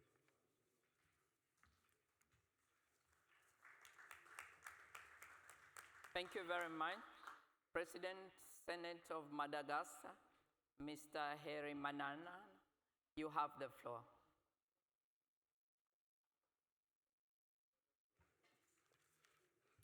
Madame la Présidente, Mesdames et Messieurs les Présidents de Parlement, Excellences, Mesdames et Messieurs, permettez-moi d'abord d'adresser une fois de plus mes vifs remerciements aux autorités du pays hôte, l'Autriche, qui a fait un accueil chaleureux en terre autrichienne, et remerciements également aux organisateurs pour cette rencontre historique, à savoir l'Union parlementaire et les Nations unies.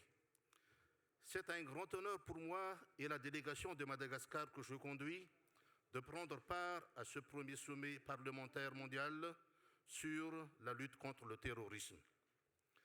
Madagascar, pays fragile, est un maillon faible pour la pénétration du terrorisme. Par sa situation géographique en plein cœur de l'océan Indien, il est exposé au risque d'être utilisé par les groupes terroristes pour en faire un refuge idéal. La vigilance est donc de mise en ce qui concerne mon pays. Dans ce contexte, nous prenons notre responsabilité en tant que parlementaires en accompagnant le gouvernement dans les efforts pour lutter contre le terrorisme et contribuant à mettre en place un cadre juridique fiable comme la loi de 2019 amendée et adoptée en 2021. C'est une loi qui permet de lutter contre le blanchiment de capitaux et le financement du terrorisme. Une loi dont l'objectif principal est de définir les règles visant à prévenir, détecter et réprimer toutes activités à des fins de blanchiment de capitaux ainsi que le financement des actes de terrorisme associés ou non au blanchiment de capitaux. Le Parlement malagasy appuie les efforts déployés par les Nations unies à Madagascar dans ce domaine et de la lutte contre le terrorisme et exprime son souhait de poursuivre ces efforts dans un cadre de coopération entre le Parlement malagasy et les Nations unies. Nous condamnons tout recours à toute forme de discours de haine et de comportements extrémistes et les interventions intempestives, source d'instabilité dans le pays. Le Sénat de Madagascar explorera ainsi la voie vers la régulation et l'adoption d'une voie visant à trouver un équilibre entre la liberté d'expression et l'expression de discours de haine provoquant l'instabilité. Madame la Présidente, force est de constater qu'il y a un lien étroit entre la pandémie du Covid-19 et la prolifération d'actes de violence, de coups d'État, de tentatives d'assassinat causant la déstabilisation en Afrique et dans d'autres régions du monde. La pandémie engendre la paupérisation et l'aggravation des problèmes sociaux, alors que le terrorisme et les fomenteurs de coups d'État profitent de cette situation pour déstabiliser les États dirigés par le chef d'État démocratiquement élu. Pour n'en citer que quelques-uns, le cas le plus récent de la Guinée-Conakry, du Mali, du Tchad, du Haïti et en juillet dernier à Madagascar, où une tentative de coup d'État a été déjouée à temps, en sont des exemples concrets de cette prolifération de coups d'État qui, pour nous, sont des actes terroristes ayant un impact direct sur la population qui a élu démocratiquement le chef d'État ciblé. Ainsi, pour conclure, Madame la Présidente, Excellences, Mesdames et Messieurs, nous appelons à la condamnation sans équivoque des coups d'État et assassinats à l'endroit des autorités d'un pays ciblé, à la cessation des discours de haine et toute tentative menant à la radicalisation des actes et des discours et menant à la déstabilisation dans le pays. Et nous, en tant que parlementaires, nous engageons à travailler en collaboration avec nos partenaires pour l'élimination dans le monde des discours de haine et de la radicalisation. Mesdames et messieurs, pour terminer, j'aimerais vous lancer cet appel. Priorisons toutes les actions préventives avant que le feu du terrorisme soit inarrêtable. Je vous remercie, mesdames et messieurs. Thank you very much. I now invite the Chairperson of the Committee of Foreign Affairs, Turkish Parliament, Mr. Akif. You have the floor. Thank you, Madam Chair. Distinguished delegates, violent extremism, radicalization, and hate speech have become the plague of our time. These threats create a conducive environment for terrorist organizations to expand their zone of influence, as well as they undermine our democracies and social peace. Tackling these threats require a comprehensive approach, main pillar of which should be strengthening national legislation in accordance with rule of law and respect human rights. Terrorism, violent extremism, and radicalization are major concerns for us that we need to address at length, including the root causes, prosecution, and rehabilitation. Aside from these facts, on a global scale, we unfortunately witness terrorists using and abusing religion and/or religious symbols to hide their violent extremist ideologies. In this context, I have to stress that it is a big and grave mistake to associate any religion with terrorism, and particularly in this case, Islam and Islamic terms. We have said this over and over again and repeated this. It is a very big mistake to give these kinds of people, these terrorists, these murderers, these butchers, any kind of recognition with any kind of religion. But unfortunately in the world, a lot of people keep repeating the name of Islam and Islamic terms regarding terrorism. This is one of the gravest mistakes that is happening in Europe, in the world today. And I have to mention, unfortunately today, in this meeting, also a name which I didn't want to mention, but in the dialogue of this very important global forum, I think we have to understand and we have to see that a person like Geert Wilders, who is an active politician, because this heading is parliamentarians and hate speech. A person like Geert Wilders in Holland, in the Netherlands, speaking about the words that he's using, this is poison. And this is a grave mistake to associate this with the freedom of speech. The longer we allow people and persons in responsibility to speak and act in this manner, they unfortunately attract very dangerous minds to their side. And it is therefore that we have to be very open and very clear on the message that we are sending. Yesterday and the day before, we had also a lot of meetings in the Grand Hall here, and it was again mentioned, freedom of speech is not the basis to spread violence, hate, or in any way degradation regarding anybody's beliefs.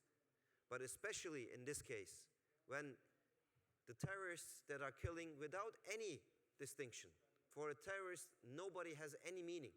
They only want to kill people or bring about havoc.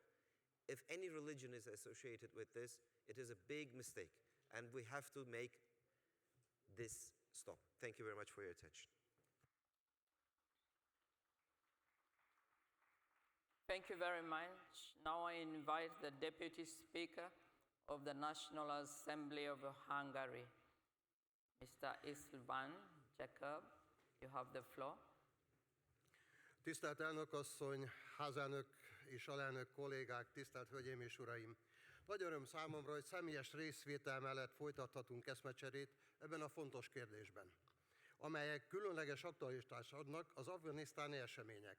A tömeges migráció nem megoldás Afganisztán rendkívül összetett problémáiról. Továbbá nem csak Európának, hanem az egész világnak kiemelt érdeke a menekültválság elkerülése. Magyarország elítéli az erőszakos szélsőségesség és terrorizmus minden formáját, amelynek korábban is, továbbra is korunk legösszetettebb biztonságpolitikai kívások közé tartoznak. Hiszünk abban, hogy a nemzet megvédéséről elsősorban minden országnak önmagának kell gondoskodnia, azonban vannak olyan globális kihívások, köztük a terrorizmus, amely ellen széleskörű nemzetközi összefogásra van szükség. Ennek jegyében adott otthont ez év szeptember 6-án a Magyarország ülés a 19. Parlamenti Hírszerzési Biztonsági Fórum ülésének Robert Pittenger volt USA kongresszusi képviselő társszervezésében. Ezen közel 60 ország, több mint 260 képviselője vett részt, és olyan témák szerepeltek napirenden, mint a terrorizmus elleni fellépés, a terrorizmus finanszírozásának visszaszorítása és az ezzel kapcsolatos nemzetközi együttműködés erősítése, a kriptovaluták kockázatai és a szabályozás kihívásai, a kereskedelem alapú pénzmosás, az ellenséges külföldi befektetések, a mesterséges intelligencia kettős felhasználása, ebben rejlő lehetőségek és kockázatok, illetve ennek jogi szabályozása és a kiberbiztonság és az 5G. A magyar terrorizmus elleni fellépés preventív és átfogó alapokon nyugszik, ennek jegyében veszünk részt számos nemzetközi stabilizációs törekvésben, köztük katonai missziókban is, illetve a Daesh megsemmisítés érdekében létrejött globális koalícióban is. A preventív fellépés, a terrorizmus kiváltó okainak kezelése jegyében Magyarország különös hangsúlyt fektet a humanitárius segítségnyújtásra. Meggyőződésünk, hogy kulcsfontosságú segítséget vigyünk oda, ahol a baj van, ne pedig a bajt hozzuk Európába. Ezért indítottuk a Hungary Helps programot, amivel eddig 43 millió dollár értékben segítettük megközelítőleg 70 000 ember életét a Közel-Keleten és Észak-Afrikában. Ezen projektek jelentős mértékben segítik a közösségek helyben maradását, csökkentik a radikalizáció kialakulásának veszélyét, illetve az Európára nehezedő migrációs nyomást. Magyarországon komplex jogi szabályozás van a gyűlöletbeszédre vonatkozóan. A magyar alaptörvény rögzíti, hogy a véleménynyilvánítás szabadságának gyakorlása nem irányulhat a magyar nemzet a nemzeti, etnikai, faji, vallási közösségek méltóságának megsértésére. Az online gyűlöletbeszéddel szembeni hatékony küzdelem során elengedhetetlen, hogy a közösségi médiaszolgáltatók maguk is tegyenek meg mindent, hogy a platformjaikon ne jelenthessenek meg jogsértő tartalmak. Köszönöm megtisztelő figyelmüket. Thank you very much. And now I invite a member of the House of Lords, Ms. Baroness Neville Jones. You have the floor. Thank you, Madam Chairman. I'm very pleased to be here today. As the Chairman has just said, I'm a member of the Upper House of Parliament in the UK. I'm a former security minister and have spent quite a lot of time in my career on counter-terrorism and hate speech and related activities. Before I just turn to some remarks on today's agenda, I think I should say that earlier on this morning, the conference heard some very powerful statements made by the Irish delegate. I'm not equipped to put in a response from the British government, but I want to assure him and the conference that I shall transmit what he said to the British government. Turning to our agenda today, the main task of combating counter-terrorism, violence and hate speech must lie with governments. But there isn't any doubt that parliaments have a role to play. It's primarily domestic, but what we do in our separate countries, of course, makes a great difference to the global climate in which those who seek to suppress our liberties operate. As many people have said, parliaments provide the legal framework for counter-terrorism and related activities. And it's very important that we, as lawmakers, ensure that the laws that we pass are proportionate and do not act merely or even in part to suppress the liberties that we're trying to preserve. Our task, therefore, is to ensure that civil liberties survive the threat that terrorism and violence and hate speech pose to them. And as representatives of our voters, we must monitor and supervise the operations of the executive to ensure that this proportionality in our actions is part of the picture on a continuing basis. And calling government to account is an important parliamentary power which we need to use vigorously in keeping a hold on the way in which counter-terrorist policy and action against both violence and hate speech is conducted in our countries. Now, I said that the role of parliaments is primarily domestic, but what we do, of course, can and should be transmitted internationally so that we can pick up from each other good practice and ways of dealing with the threats we face, which benefit us all. Therefore, I think that we in the UK are supportive of what the UN, the IPU and the UN agencies together are trying to do. It's important, I think, that if we take the sort of initiatives that are being suggested today, that they're done well, they're done effectively, and that they're properly resourced. And the UK, on that basis, would certainly be very happy, would want to contribute to this effort. I think we need to recognize, obviously, that it is only part of a much wider picture of action that governments and parliaments together need to take to combat the threats to our societies. But we would want to take part in this initiative because we believe that if it's worth doing well. Thank you very much. Thank you very, very much. In the interest of collective decision making, I can see that we still have quite a number of requests, but the program also indicates that we were going to hold session 2 up to 4. I'm therefore seeking some guidance as we move forward. Do we still have some time? Because we have about 10 people who still want to take up the floor.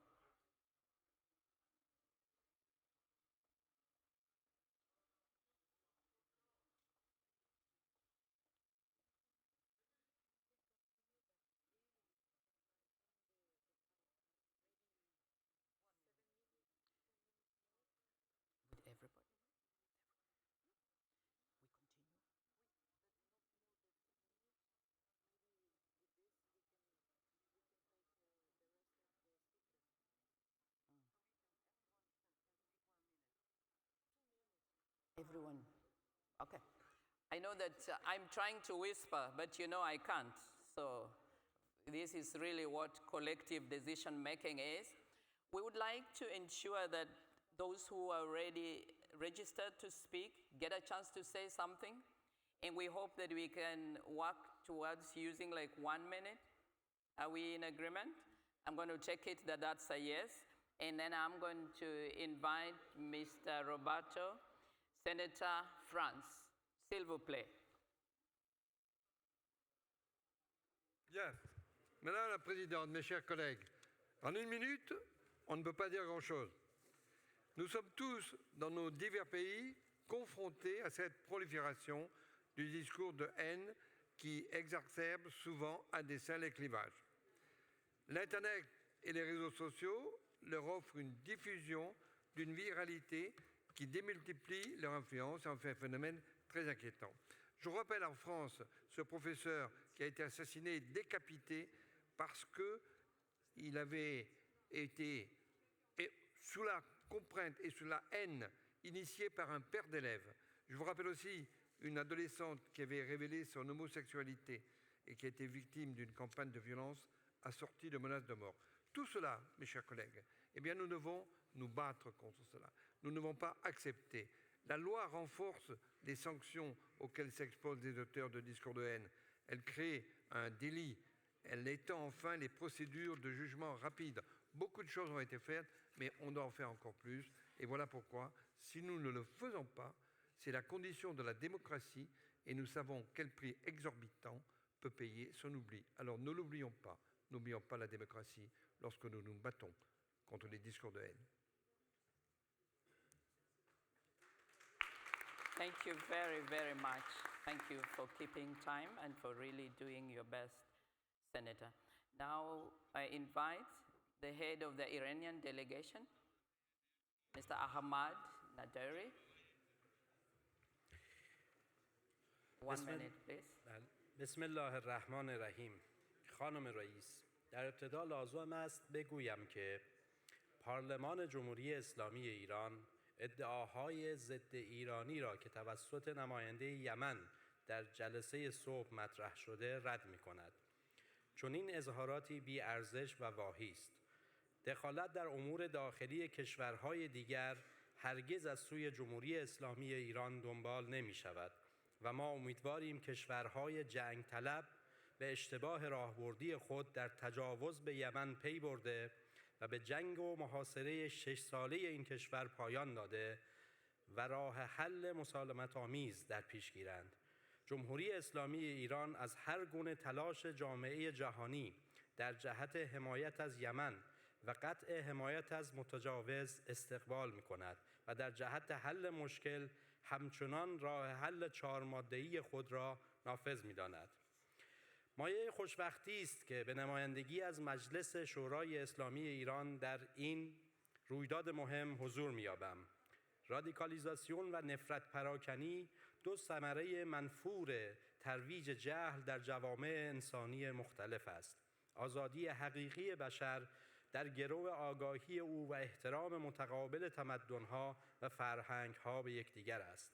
اقدام مؤثر پارلمان‌ها در مبارزه با رادیکالیزاسیون و نفرت پراکنی در گرو مقابله با جهل از طریق تضمین یک فضای تعاملی سازنده هم در داخل جوامع و هم در میان آنهاست.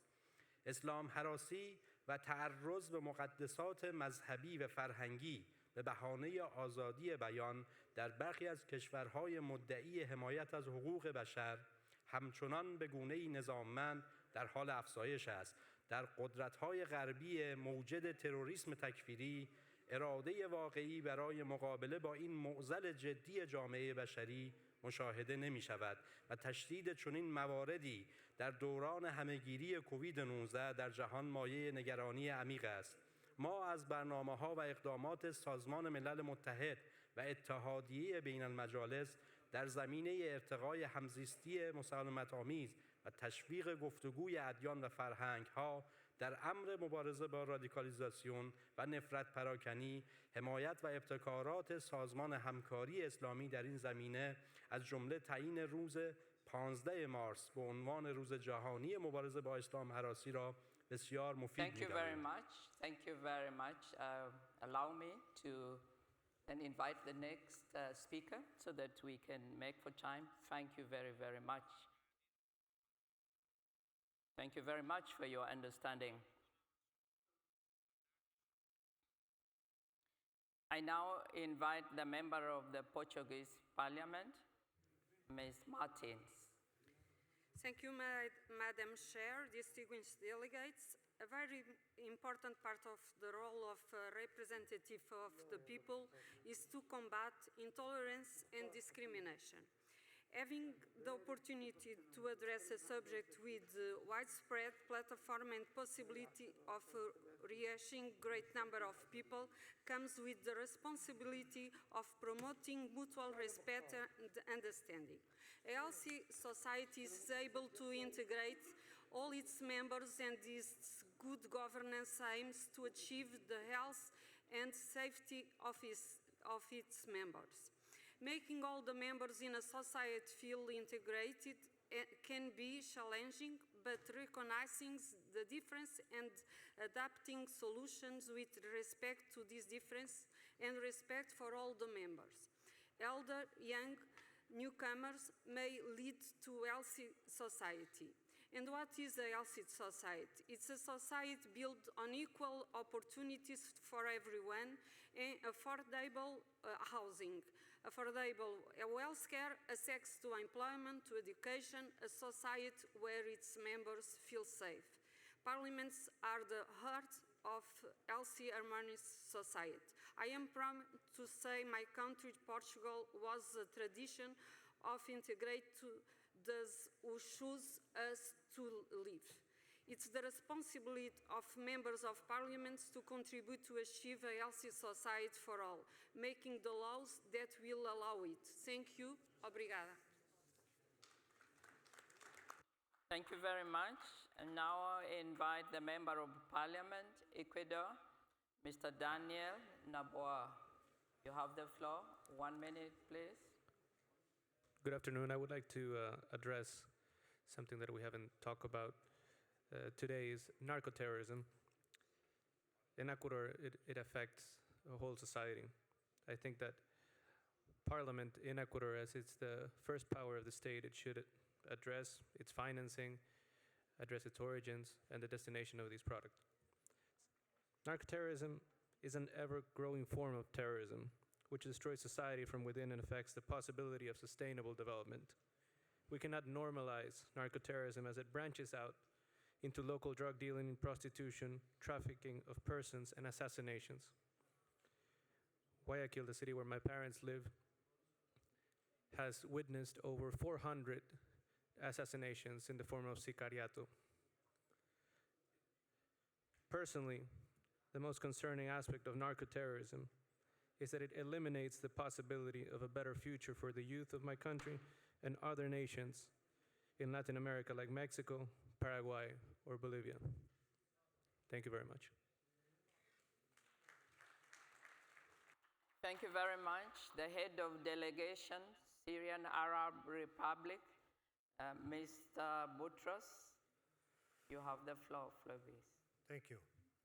أصحاب السعادة، لم يعد خافيا أن الحرب التي شنت على وطني هي حرب إرهابية، وأود هنا أن أشير إلى ما وصل إليه واقع الإرهاب في وطني. لقد شكل الاحتلالان العسكريان التركي ثم الأمريكي لأراضٍ من سوريا بؤرتين أو مركزين للإرهاب. فقد شكل الاحتلال التركي في منطقة إدلب في الشمال الغربي مركزاً واضحاً للإرهاب، وهو يدعم هذه العصابات الإرهابية بالمال والسلاح والتدريب. وتتشكل هذه العصابات من السوريين والأجانب من عديد الجنسيات، وهي تنتمي للقاعدة، وقد بدلت اسمها إلى جبهة النصرة ومؤخراً هيئة تحرير الشام. تعمل هذه العصابات تحت أمرة الجيش التركي المحتل، وقد قام بنقل العديد من هؤلاء الإرهابيين إلى ليبيا واليمن وأذربيجان ومنطقة الساحل. كما شكل الاحتلال الأمريكي في منطقة شرق نهر الفرات وفي الشمال الشرقي من الأراضي السورية التي يحتلها مركزاً ثانياً للإرهاب يرعاه ويجمع فيه 8 إلى 9 آلاف إرهابي من داعش يدعي أنهم سجناء في 3 مراكز هي أقرب إلى أماكن للإقامة منها إلى سجون. هؤلاء الإرهابيون من داعش هم بمراقبة العصابات التي شكلها الاحتلال الأمريكي، حيث يتم نقلهم بغض النظر عن الطريق إلى العديد من أماكن توتر، كما حدث مؤخراً في نقل حوالي 100 إرهابي من داعش من منطقة الحسكة إلى أفغانستان. أردت أن أوجه عنايتكم إلى هذا الخطر الداهم وما يشكله هذان المركزان من خطر ليس فقط على سوريا بل على العالم أجمع كما أوضحت سابقاً. لن أتطرق إلى ما خلفه هذا الإرهاب ولا يزال على وطني خلال 10 سنوات من الحرب، لكنني أود أن أضع هذه المعلومات أمامكم لاتخاذ الحيطة وتوخي الحذر والتعاون في تطبيق قرار مجلس الأمن رقم 2178 لعام 2014 الذي أوضح في فقرته 10 بالاسم تنظيمي داعش وجبهة النصرة والجماعات المرتبطة بها أو المنشقة عنها أو المتفرعة كمنظمات إرهابية يجب مكافحتها. وأطالب وبصوت عال جلاء القوات المحتلة التركية والأمريكية عن الأراضي السورية التي تحتلها بالقوة وبمخالفة صريحة لميثاق الأمم المتحدة والقانون الدولي. شكرا لكم.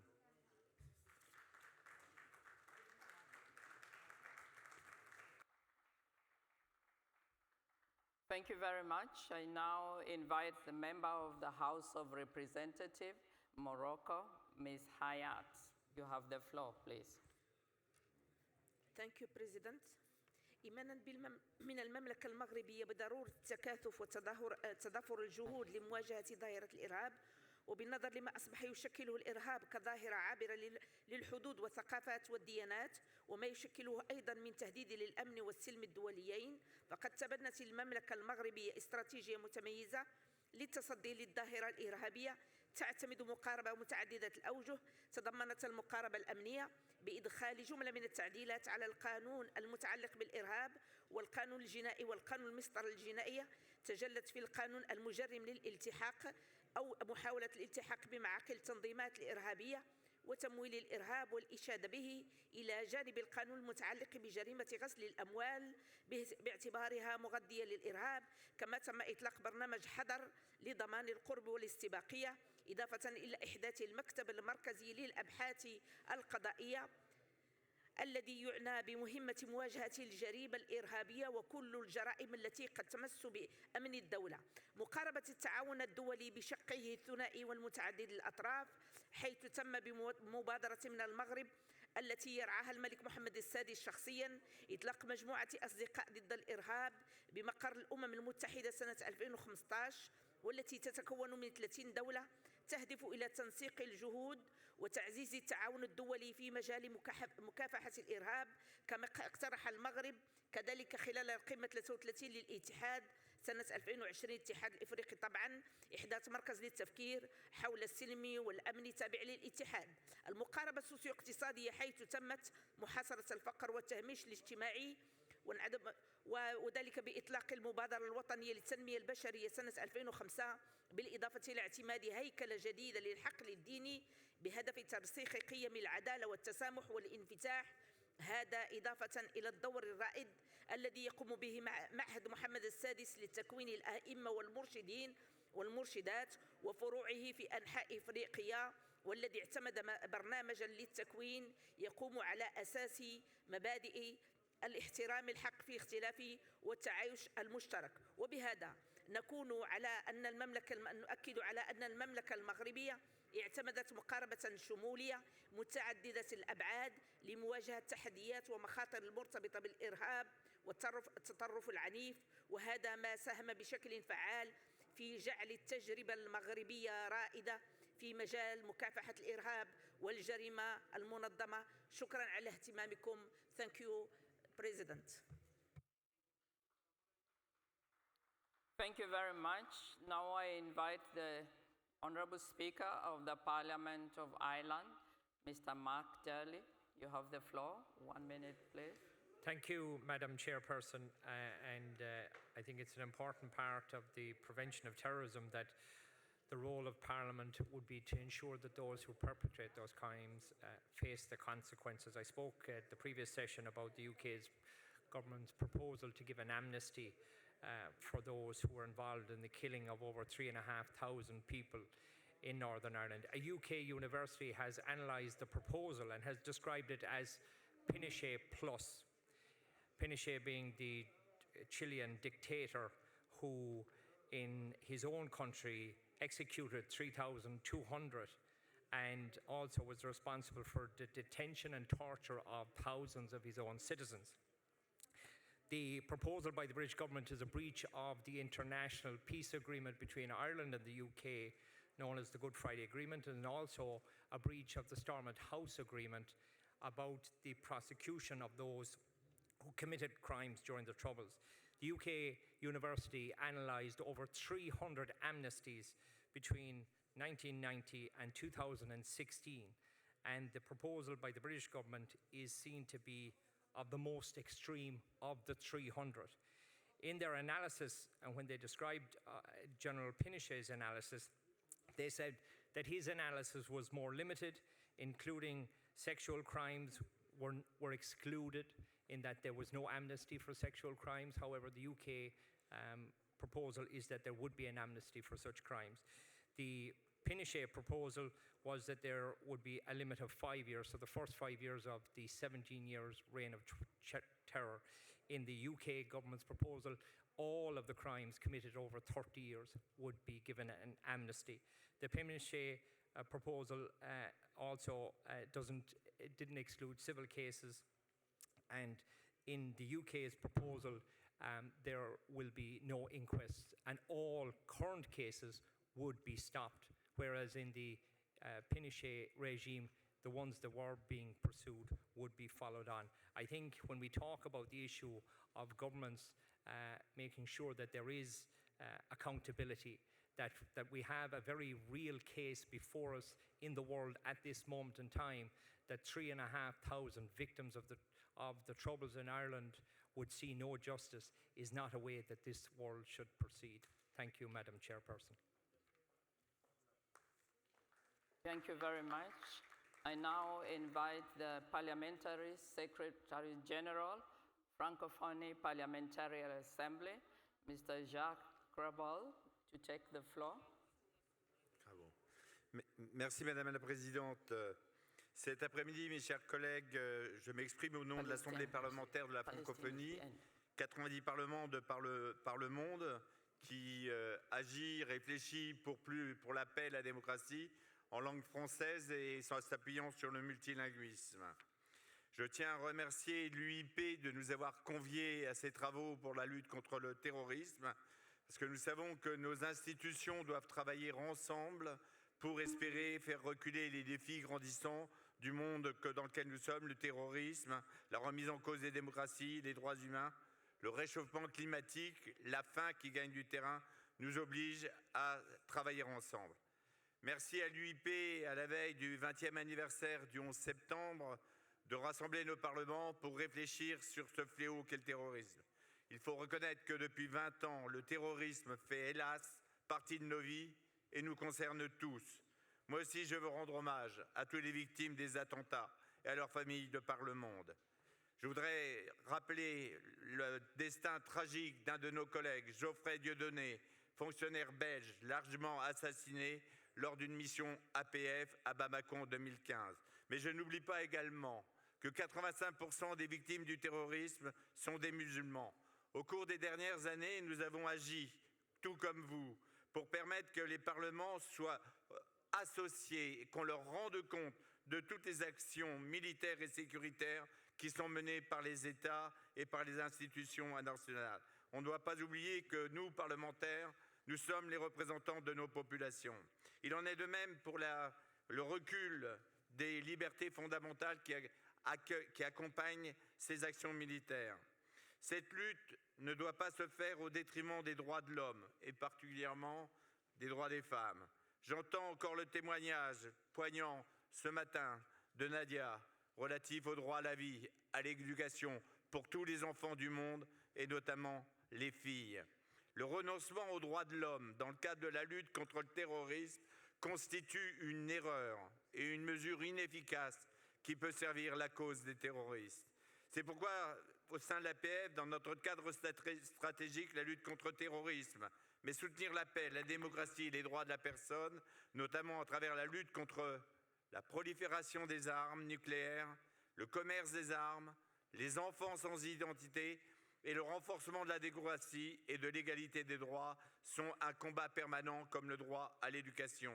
Action aussi contre la haine et les fausses informations sur les réseaux sociaux. Et puis, si la loi ne peut pas tout régler, n'oublions pas que nous devons débattre, réfléchir dans nos parlements, qui sont des instances très fortes, où nous devons porter la diversité et l'universalité. Hello, I'm sorry to interrupt, but can I request you to summarize? We really do not have time. If you could, please, just wind up.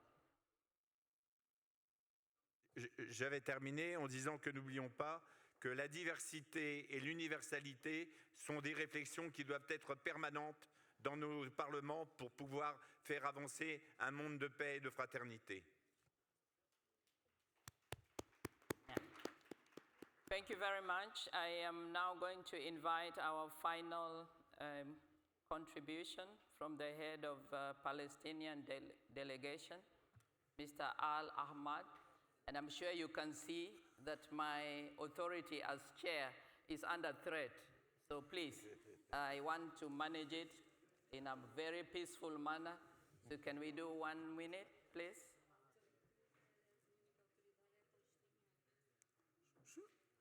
شكرا سيدة الرئيسة. لا أريد أن أكرر ما قاله الزملاء قبلي. الجميع يتحدث عن مكافحة الإرهاب، وأنا ألاحظ لا يوجد توحيد في تعريف فكرة الإرهاب، وأيضا القوانين والتشريعات.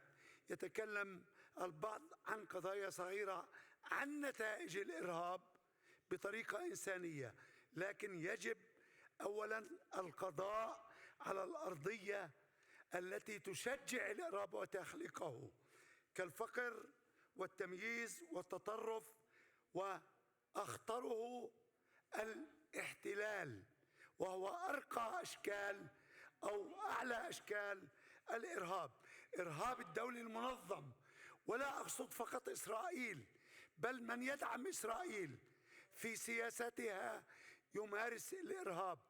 هناك تمييز عنصري يمارس ضد الشعب الفلسطيني، حرق المسجد الأقصى الذكرى 52 قبل أيام مرت لحرقه، وتكرر ذلك في حرق كنيسة الجثمانية أيضا في القدس، وكنيسة في طبرية، وحرق أطفال وهم أحياء كما جرى في القدس، حرق محمد خضير، وهدم البيوت وحرق المزارع والاستيطان وإجبار الساكنين على هدم منازلهم بأنفسهم. أيضا التنظيمات الإرهابية التي تدعمها الحكومة القائمة بالاحتلال، هذا إرهاب دولي. أقول نحن كدولة فلسطين وقعنا اتفاق مع 83 دولة لمكافحة الإرهاب، ومارسنا هذه الاتفاقيات على الأرض بالتعاون مع بعض تلك الدول لمكافحته. آمل أن نرتقي وننهي الإرهاب الدولة المنظم، وبالتالي تزول كل أشكال الإرهاب والتفرغ للتعليم والتنمية وغيرها من التطور والبناء. شكرا سيدتي الرئيسة. Thank you very much.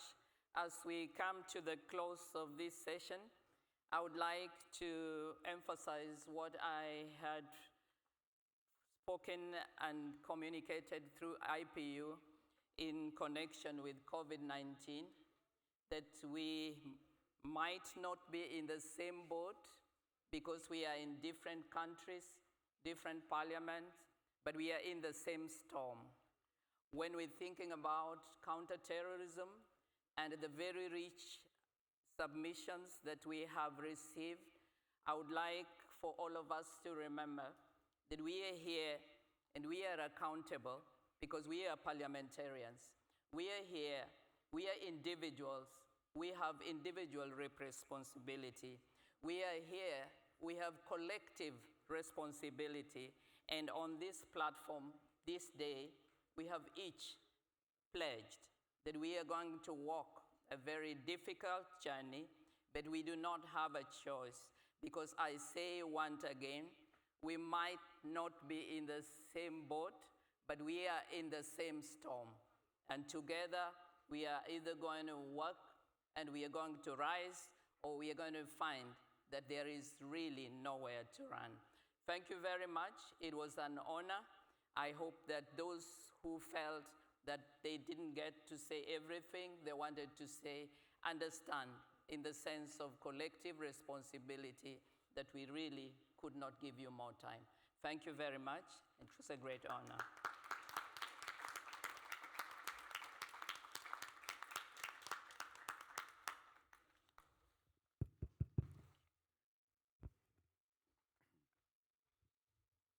Thank Thank you very much, Deputy Chair. True indeed, we are, maybe you are not in the same boat, but we are in the same storm.